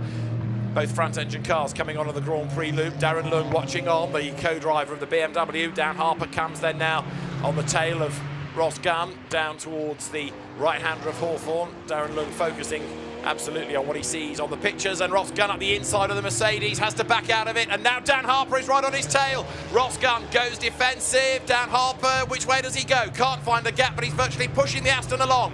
Has he got a tighter line coming out of Westfield? No, Ross Gunn is in the way. Goes one side, goes the other. Dan Harper oh so nearly up the inside out of Sheen Curve to Dingledale. Brave, brave stuff, but he's all over the Aston like a rash. He's done the switch back at Silverstone where the track's twice as wide to try it coming into Dingledale. It was so brave. Darren Berg turned in there. I think it was his right to turn in front. Gunn had to check up. I do think maybe in hindsight Harper could have tried going all the way around the outside of it. It would have been 3 wide, so very easy for me to say sat here in the commentary box. But then that move there, it shows intent. Gunn now knows that he cannot take a single eye off his mirror in a situation like that, which then will distract him his focus. Look at the battle going on. This is going to be really difficult. The only positive for these two is they've got such a gap over Jonny Adam. It is just a 2-car battle. Jonny Adam 6 seconds behind at the moment. Is Mike Simpson going to turn in? He gives space, but that is still going to give a slight run, I think, on Harper. Will have a positive run all the way down the back straight. Ross Gunn semi-defending. Is he going to get past the McLaren? No. Harper just swings it out that a little bit more. Opens the angle of the corner. Big slide from Gunn. Would have been hard in the traction control. Let's have a look at the straight line differences between these 2 cars. The only option is going to be round the outside. I've never seen it done in a GT3 car. It's a long way round here. Is it going to be done yet? Not yet. But that BMW, another Century one, is out of the way well. Harper's got the run. He's got it. He's got it. He's got to just break at the same point. Hold him out. He's gone in deep. Can Gunn cut back? It's going to be tight all the way. Little bit of contact. Mega move. Fantastic. Dan Harper takes over the lead. Great news for the championship for him and for Darren Lung. Here they come then up towards Stirling's. Ross Gunn slightly impeded by the traffic. That is a rather nervous looking James Cottingham. His car is in 3rd place, and having dominated his stint, you can see exactly his feelings. Rather different from Darren Lung's expression in the Century Motorsport pit box. So Dan Harper leads, and although the car didn't look all that sparkling in stint 1, straight away, look, Dan Harper is getting away. Over the line they come. 2nd, it is Ross Gunn. Now, the Jonny Adam, James Cottingham Mercedes is still 3rd, but it's got a huge amount of traffic for Jonny Adam to wriggle through. I think we're going to see a similar situation now. I think Jonny Adam is the new Ross Gunn, and I think Gounon is the new Dan Harper, and he's going to have the question asked him, but the door was shut on the front of him there. McLeod trying to get down the inside. Mitchell still there as well. This is twice the amount of GT3 cars as we saw the lap before in a very similar situation. In fact, Mike Simpson's getting overtaken exactly the same points. Are we going to see that Century BMW being in the way potentially at Hawthorns? It's one of the best overtakes I've seen by Harper there. It was so hard and fair from both of them. A little bit of contact as Gunn tried to get the undercut, but all fair. I don't think there was any malice in that, and they've both gone. I think Harper's got the pace now to get clear. As we look back from Jonny Adam, he does just clear that BMW. Gounon, is he going to? The BMW doing a great job getting away. Is McLeod going to get a run potentially on them all? Mitchell in the back one, Cottingham having to walk away. He's got way too much invested to be stressed, but Jonny Adam has done a mega job this lap. Yeah, there's nothing worse than watching your car in the heat of a battle and having to watch yourself on TV. So the way to combat that is to walk away from the camera. So away goes James Cottingham, and we'll go and watch the pictures elsewhere where he's not being studied, no doubt, because his expression has been telling the story. That said, they're still hanging on to third place. It's still points. And this isn't the end of the championship. There's another round to go, of course. Yeah, and they're doing everything they can at the moment. I think third is the best they're going to get, which again, as a driver, is quite nice. He hasn't got to worry about super attacking. Ross Gunn's way too far up the road. Now he's just got to hold what he's got. I was surprised when we went on board there with Mitchell looking at McLeod how much grunt that Mercedes has got. It's really hooked up, and I think the Greystone guys must have really trimmed out the aero on that car to play to the strengths of its straight line speed, because Mitchell can catch up. I don't think he's got anywhere to go. Look at Gounon coming down the inside of one of the Mustangs. So championship is definitely hotting up now. Saw Ian Loggy walk away. He's another driver that doesn't want to be watched on the TV at the moment. He wants to watch his race. This is how the championship would be, and it very definitely brings Dan Harper and Darren Look back into the mix. But unfortunately, out of the equation would be Ian Loggy. Jules Gounon has got to work his magic, if he can, to get ahead of that yellow sister car. But we've been saying it all day, season long pretty much. The Adam Cottingham entry has looked quicker than the Loggy and Gounon entry, and it's happening again because traffic allowing, Jonny Adam is able to extend the gap a little bit. Jules Gounon is throwing everything at this. He knows exactly what his mission is. He's got to be ahead of that car to give his co-driver Ian Loggy a chance of retaining the title, but he does not have that last tenth to be able to get onto the tail of Adam. Car 36, 3636 has been shown a black and white flag. You must respect track limits. Final warning in the race. Aston Miller and the DTO McLaren there getting his final warning for track limits. Yeah, the interesting one with Gounon, yes, they're sisters, like sister cars, sorry. They are run by customers, so that's fine, but Gounon is employed by Mercedes. As we look at Cottingham trying to lip read, maybe I shouldn't actually try and work out what he's saying, but Gounon is employed by Mercedes, so he cannot have any contact with Jonny Adam. That is a big, big no-no if you want your invoice paid at the end of the month. So it's got to be clean, and it's got to come from GT4 traffic. I think, like we saw for the lead battle, all he can do at these moments in times is just stay with Jonny Adam as close as he can. If there's a mistake, if there's a hold-up, that's his best opportunity. Back on board with Mitchell, the fourth guy on the straight. Look at McLeod pull away all the way down the straight. So frustrating as a driver when you haven't got straight line performance. Such easy lap time, but also lap time that you just then can't overtake with at the end of the straight. These four cars are really, really starting to ask questions of each other in clear air. I think they're very similar. I think Mitchell's probably just got the upper hand, hence why he did catch the three-car Mercedes battle. So Jonny Adam, again, is at the head of this queue, but he's not storming off into the distance. He's got the pace to keep Gounon at bay, but he can't really stretch that margin as down they come. This is the race lead battle. Now, it was 7/10 of a second. It's still 7/10 of a second between the top two. Dan Harper doing what he needs to do. He's leading the race. He's done the fastest lap as well. 24 minutes are on the clock still to go. Jonny Adam is third. Jules Gounon fourth. That gap is also 7/10 of a second, but they are 8.5 off the top two. So Jonny Adam doing his best to try to bring himself back into the mix, but of course he lost a chunk of that time on the compensation in the pits. Yeah, exactly that, and I feel like it's time for a safety car really, maybe just to give us one more roll of the dice in this race, already having 3. It's the most I can remember us having at Brands Hatch in quite a few years. Again, Mitchell looks nice and relaxed, a bit of a lunge down the inside of McLeod, but now McLeod will get a better exit. So it's not a bad idea when you've got nothing else to try, but ultimately that will hurt his lap time, so he won't be able to get away with trying that move every lap. Sandy Mitchell diving down the hill. See how they go through Hawthorns, what the difference is in lines. got obviously a V10 mid-engine car on board, and we're following a naturally aspirated V8 Mercedes with the engine right in front of the driver. Always seems to favour the AMS, the front engine car. I think the weight over the front axle gives them good confidence on being able to place it. You don't quite get that pendulum effect as you do with a mid or even a rear engine Porsche, for example, where the car moves around and an AM doesn't like that feel of the weight swishing around, where the Mercedes, we know, is such a planted platform and really gives the confidence. Two other front engine cars doing well this weekend. The McLaren, I know we said it's a lap down, but the pace is brilliant. It's such a shame. I think they would have been on for their best result. Qualifying 6th was their best of the year, so really have been robbed of a good result there, the Sky Tempest. Car 27 has a drive-through penalty. Car 27, drive-through penalty, track limits. Rob Bell, talking about being robbed. Rob Bell, a drive-through then for track limit abuse. And Sean Balfe on the back of Callum McLeod. Got to say, the Mike Price Callum McLeod Mercedes has put in one of the best showings of the race, because that, with respect, is not normally a car we talk about race long up at the pointy end. Mike Price has really come on strong this year as a driver. He had that big accident at Donington, but that aside, he's looked very, very comfortable in the AM stint. And Callum McLeod, who again people rather overlook with his ability. Remember, he was a regular race winner and a sparring partner against Nick Tandy in their Formula 4 days. And Callum McLeod in 5th spot and doing a very good job. Yeah, definitely. We're seeing the 27 Optimum McLaren with a drive-through looming.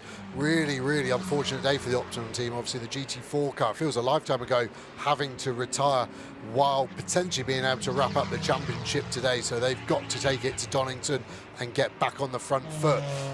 Going back to the GT4s, we're seeing so much dust being kicked out onto this back straight there. Not really seeing much change of position. We've seen Trendley drop a couple of places, but still on for a class podium, which is good to see.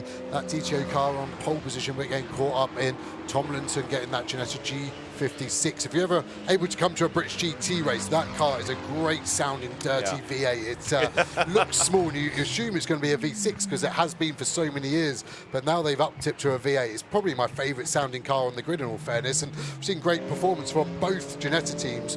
Raceway here, but also Torre Verde. It started here slightly on the back foot, but that car coming back to British GT is showing what a complete and rounded GT4 car it really is. Raceway as a team just gets better year on year as well, winning regularly in Porsche Sprint Challenge these days, having moved into Porsche racing a couple of years ago.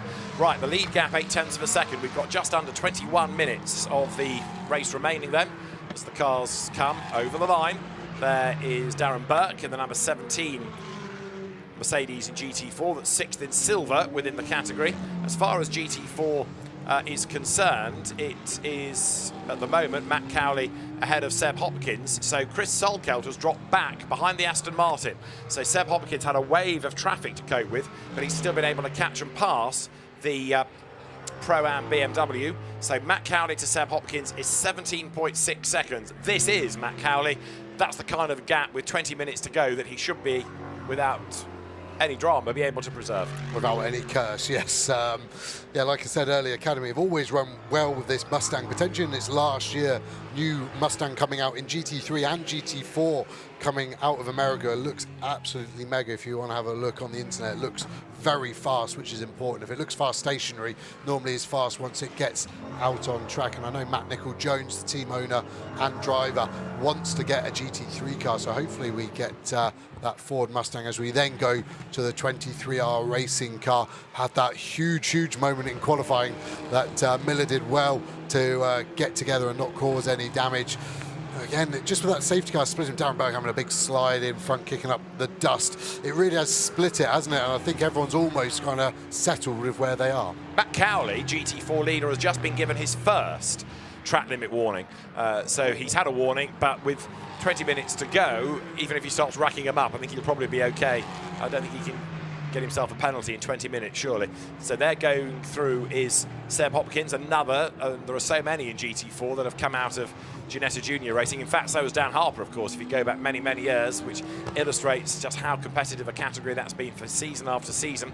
And that last lap by Seb Hopkins was a 33.7. Matt Cowley's was a 32.7. It is still advantage Mustang, and that's third in GT4, and the leading Pro-Am, Chris Solkelt. But of course he was second, so he has lost time and has lost a place.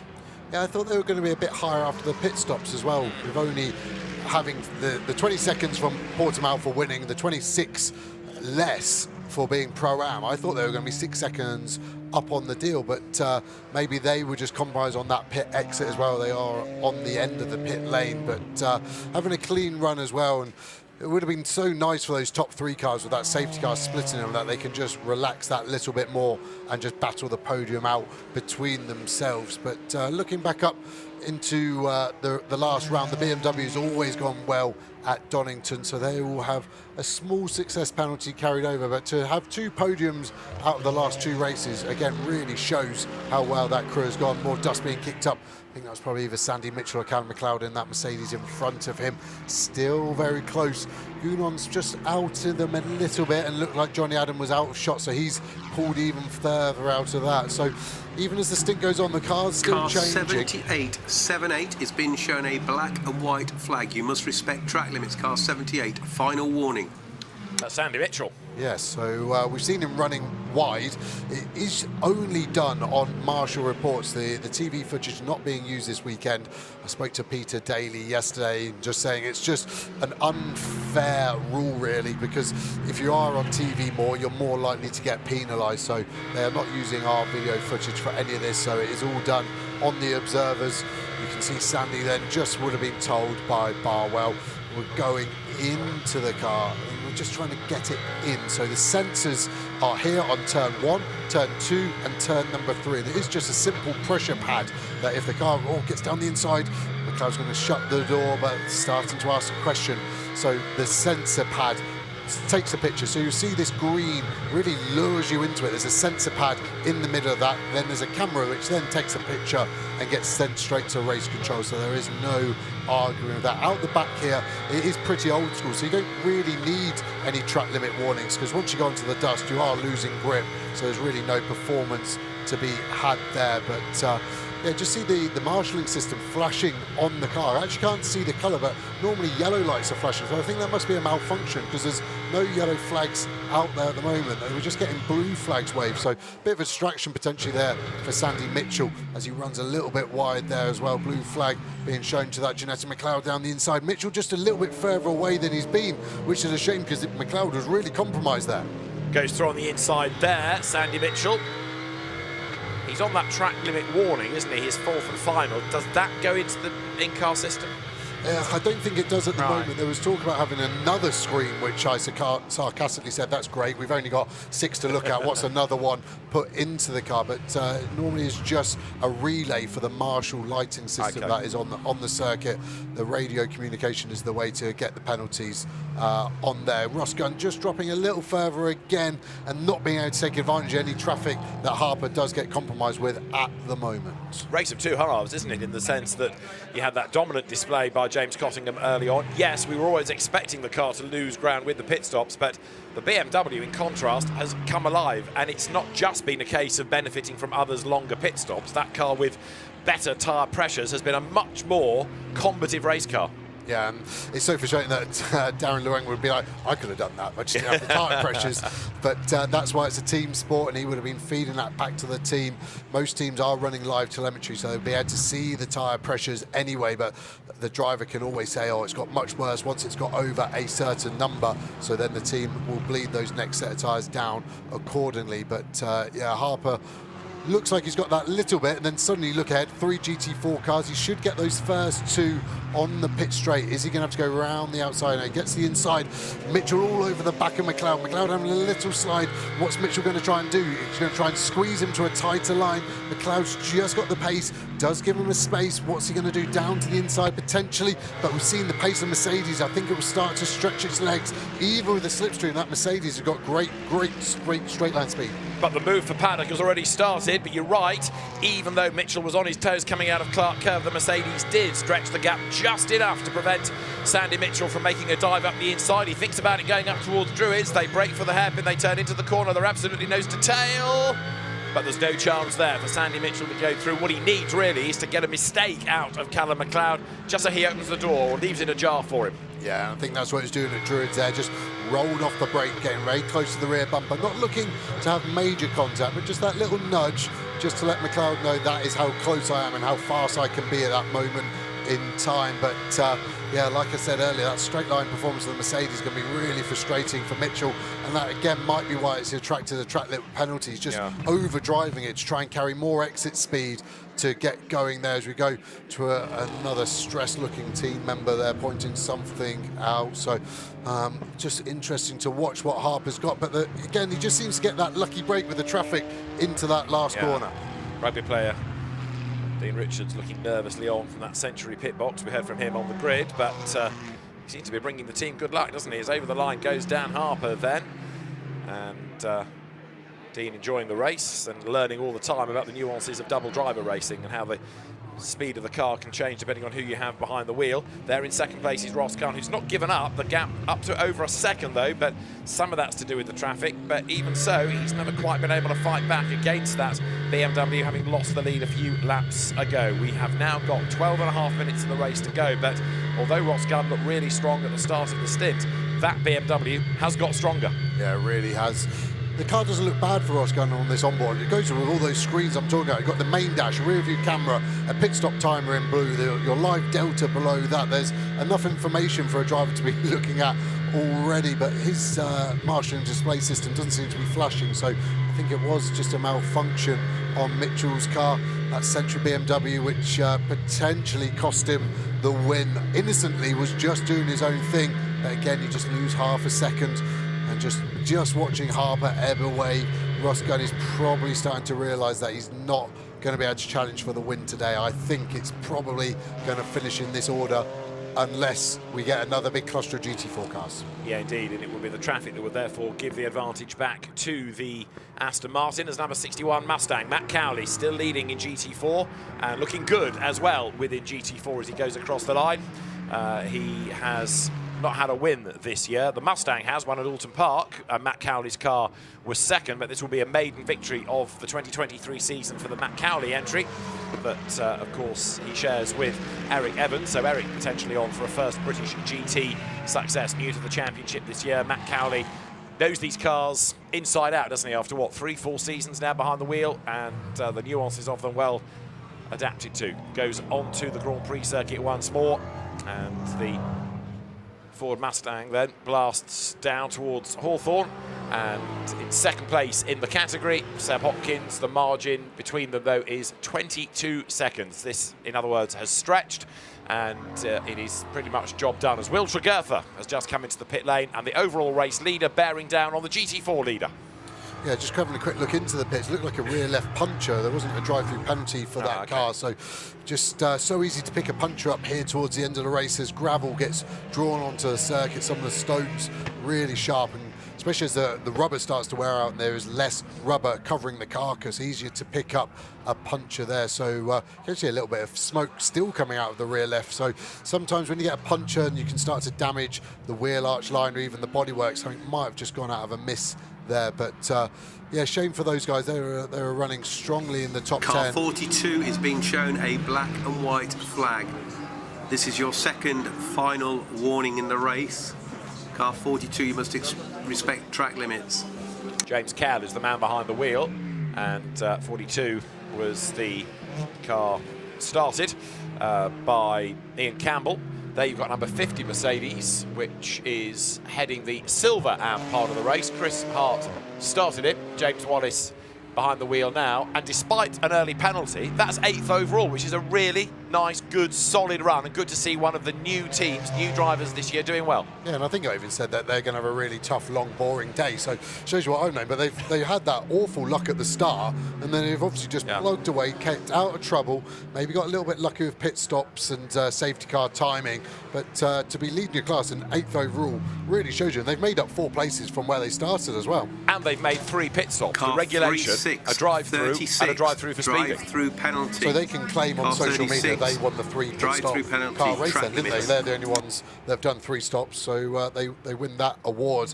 It's just amazing when you see a shot like that, how clear some of the track is and how busy some of it is, and it's just that ebb and flow of it, and that's why you see so much variance in lap times. If you are following it with the live lap timing on TSL timing, you think a driver's lost 2 seconds, but as soon as you get cut up by a GT4, then it's hard to really do anything but lose time. Mitchell's still on the back of McLeod, but I just don't think if you've been behind him now for 50 minutes, I just can't see a move being able to be made once you're on your last track limit warning as well. That's the real hard bit that Sandy's got to deal with. And Josh Rowledge and Aston Miller's McLaren has been given a drive-through as well for track limit abuses. There's the third-fourth fight, and that gap is down again to 0.6 of a second. But you've got two absolutely top pro drivers and the same type of car. So finding those 0.6 for Jules Gounon, even though he's done more races in the Mercedes than has Jonny Adam, it's still incredibly difficult for him to find that extra chunk of time that he needs to catch and pass the Scotsman. Yeah, run by the same team as well, so it couldn't be any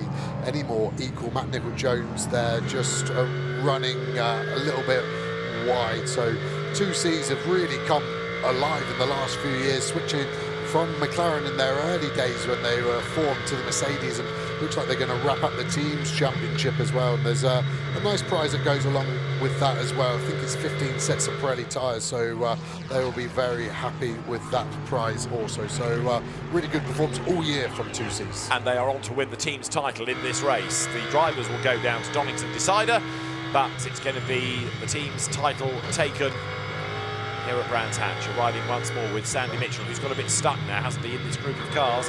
We know it's hard to overtake around Brands Hatch, and especially if Callum McLeod ahead doesn't make any mistakes, and he's been soaking up the pressure thus far. 7 minutes are on the clock as the leaders have gone by, and Jules Gounon still can't do anything about Jonny Adam. Now, we've said for a number of races that the silver 2Cs entry doesn't look quite as quick as the yellow one. It's also got that little bit of damage that was sustained on the first lap when Ian Logie got turned around. But bear in mind, as Jules Gounon runs fourth, that car was last on the first lap. Yeah, amazing with the safety car luck and the out-and-out pace of Logie and Gounon. Clean pit stop have gotten back into it, but yeah, I wonder if they hadn't had that, where they would have been track position.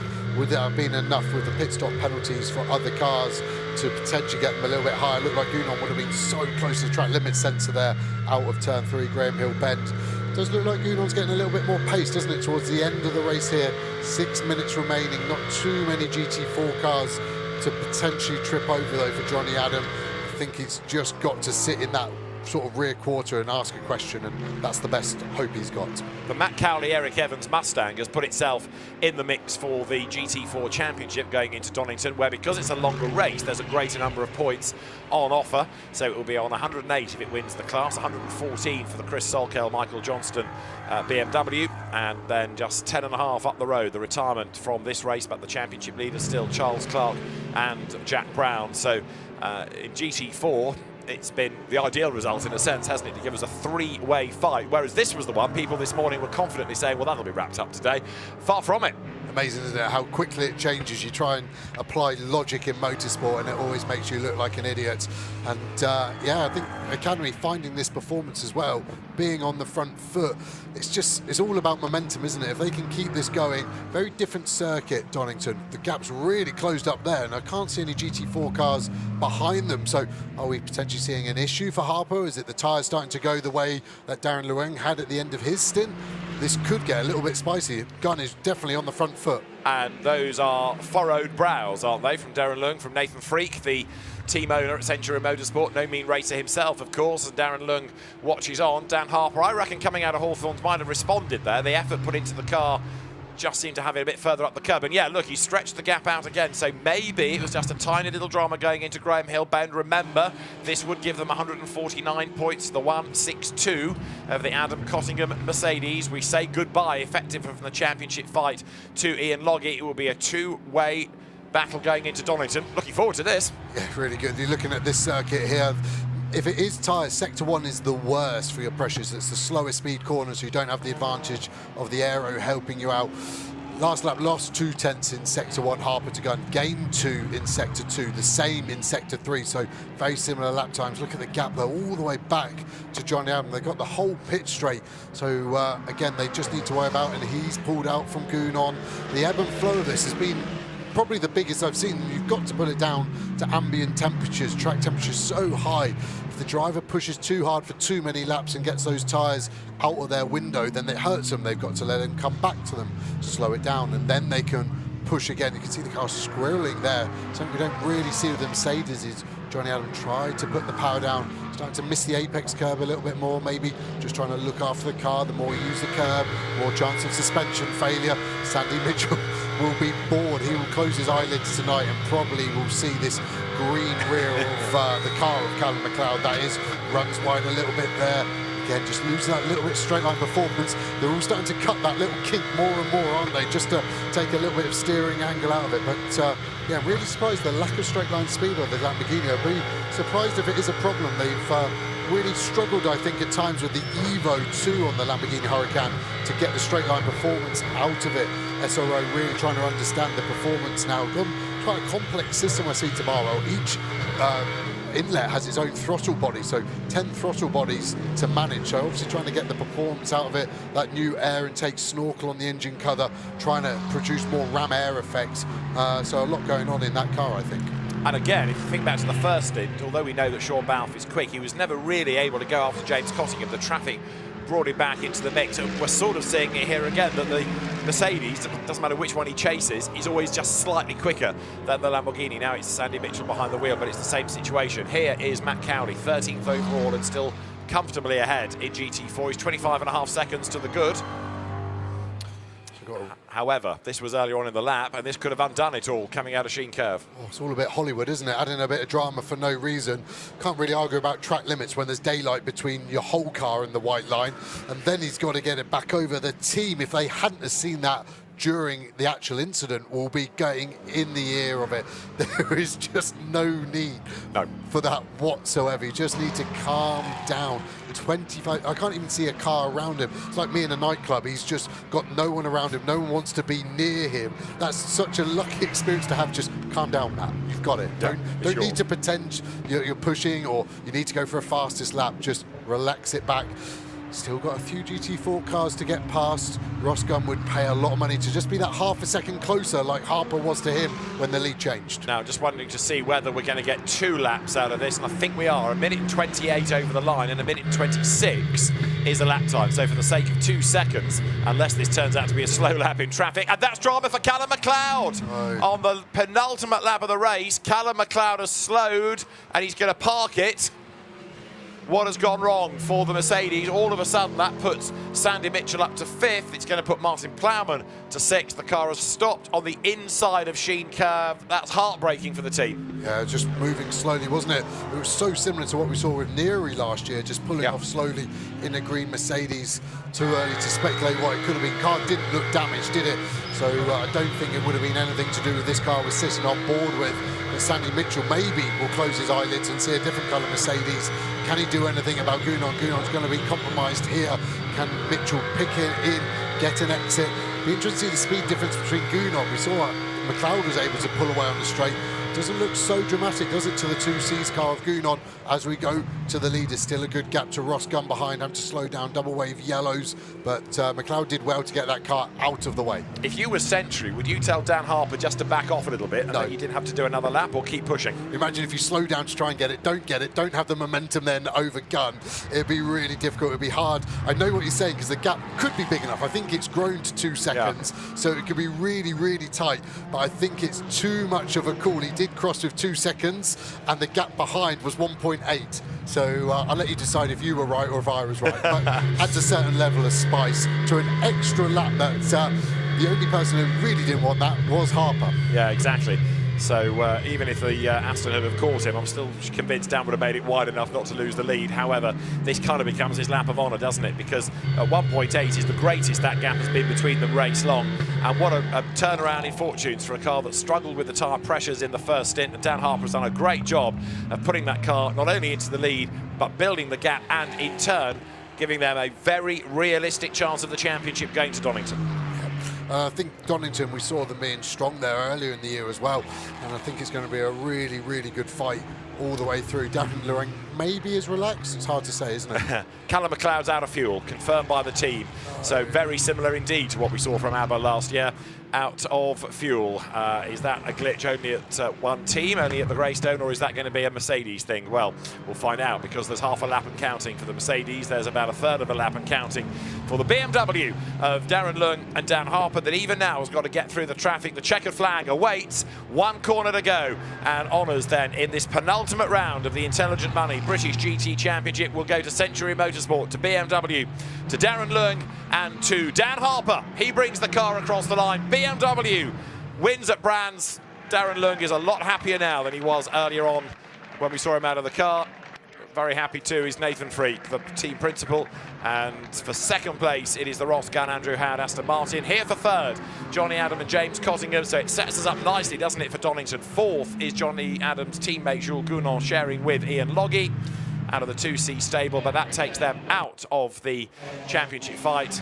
And James Cottingham will leave Brown still as the championship leader, but by a reduced margin. There is number 61, Matt Cowley, heading for GT4 honours, as he slowed down on instruction from the team, possibly after that little moment, saying just calm it. You can see the Lamborghini is right up with him as well. All of a sudden, this is getting a bit tense. This doesn't look good. He's going way too slow. He definitely hasn't taken the checkered flag. They're waiting for the photo finish, aren't they? They want the Lambo to go, and then they can get the two Mustangs together for honours. So I think this is purely for a team photograph, but blimey, it's something to orchestrate when you're trying to fight for a championship. Just Photoshop it. Yeah, well, I was envisioning them running of out of fuel, Matt Nicol-Jones having to push his teammate across the line to get it. Oh, I hope that looks good in the workshop, boys, because that gave me a huge amount of stress. But mega result for that academy team. Done really, really well. I think that's a happy finger pointing. Those boys work so hard. All the mechanics, heat like this, having to wear a race suit, but the hours they put in, they're literally here 6 a.m. in the morning, prepping the car before the session, 10, 11 o'clock, that's without a problem. Yeah. So all of those guys will be super happy. Darren, at the moment, is actually walking the wrong way. The podium is behind him. The car should get stopped pretty much outside his garage, so unless he doesn't want to speak to Dan, he is heading the wrong way. But mega race, I think we needed those 3 safety cars. There wasn't any way of avoiding it, but it certainly spiced it up. And the GT4 battle, especially with that turn 1 incident, I don't think anyone could have predicted the result that we've seen today in that class. No, I mean, the fact that we've lost it in Loggy from the championship fight, but they got 4th overall after being potentially wiped out by the oncoming pack at turn 1 in itself was quite a save. There is Dan Harper. Great drive that. He, you could argue, blotted his copybook a little bit at Portimao when he got the penalty for overtaking cars coming down the pit straight under safety car conditions. He said they were too slow because they were coming out of the pits and he was at race pace and couldn't have slowed down. The stewards disagreed. But that has been a mighty drive by Dan, absolutely faultless. It's given them the win, it's given them a chance of the championship. And Bryn Lucas will be down in the Parc Ferme area. Laurent Granville from SRO, the championship manager, is there with the winners' hats. Looks pretty fresh, doesn't he? He looks pretty red. His face is matching his suit, but he's not dripping in sweat. Got age and fitness on his side. Darren was saying the AC is pretty good in that BMW, so that will make a big difference. But mega day for them. So Darren Leung goes to greet his teammate, and we'll have a quick look at the provisional results of that race. Dan Harper and Darren Leung, the winners, ahead of Ross Gunn and Andrew Howard. Jonny Adam and James Cottingham for 3rd. Jules Gounon and Ian Loggy 4th after a turn 1 spin, ahead of Sean Balfe and Sandy Mitchell. 6th, but under investigation, Mark Smith and Martin Plowman, ahead of the Silver Am winners, James Wallace and Chris Hart. Rob Bell, Mark Radcliffe, 8th ahead of Mark Sanson and Will Tregertha, with 10th Chris Froggatt and Kevin Say. GT4 won by Matt Cowley and Eric Evans, ahead of Seb Hopkins and Josh Miller. 3rd, Chris Solkelt and Michael Johnston, who in turn win Pro-Am within GT4, the 3rd silver combination being there for Will Moore and Matt Nicol-Jones. 2nd in Pro-Am, Carl Cavers and Lewis Plato, and the 3rd Pro-Am partnership, Josh Townsend and Mike Simpson in the Toro Verde GT entry. So it is Darren Leung and Dan Harper who are the race winners. Dan Harper is definitely there to be spoken to. Darren Leung is on his way, and one of them at least is with Bryn.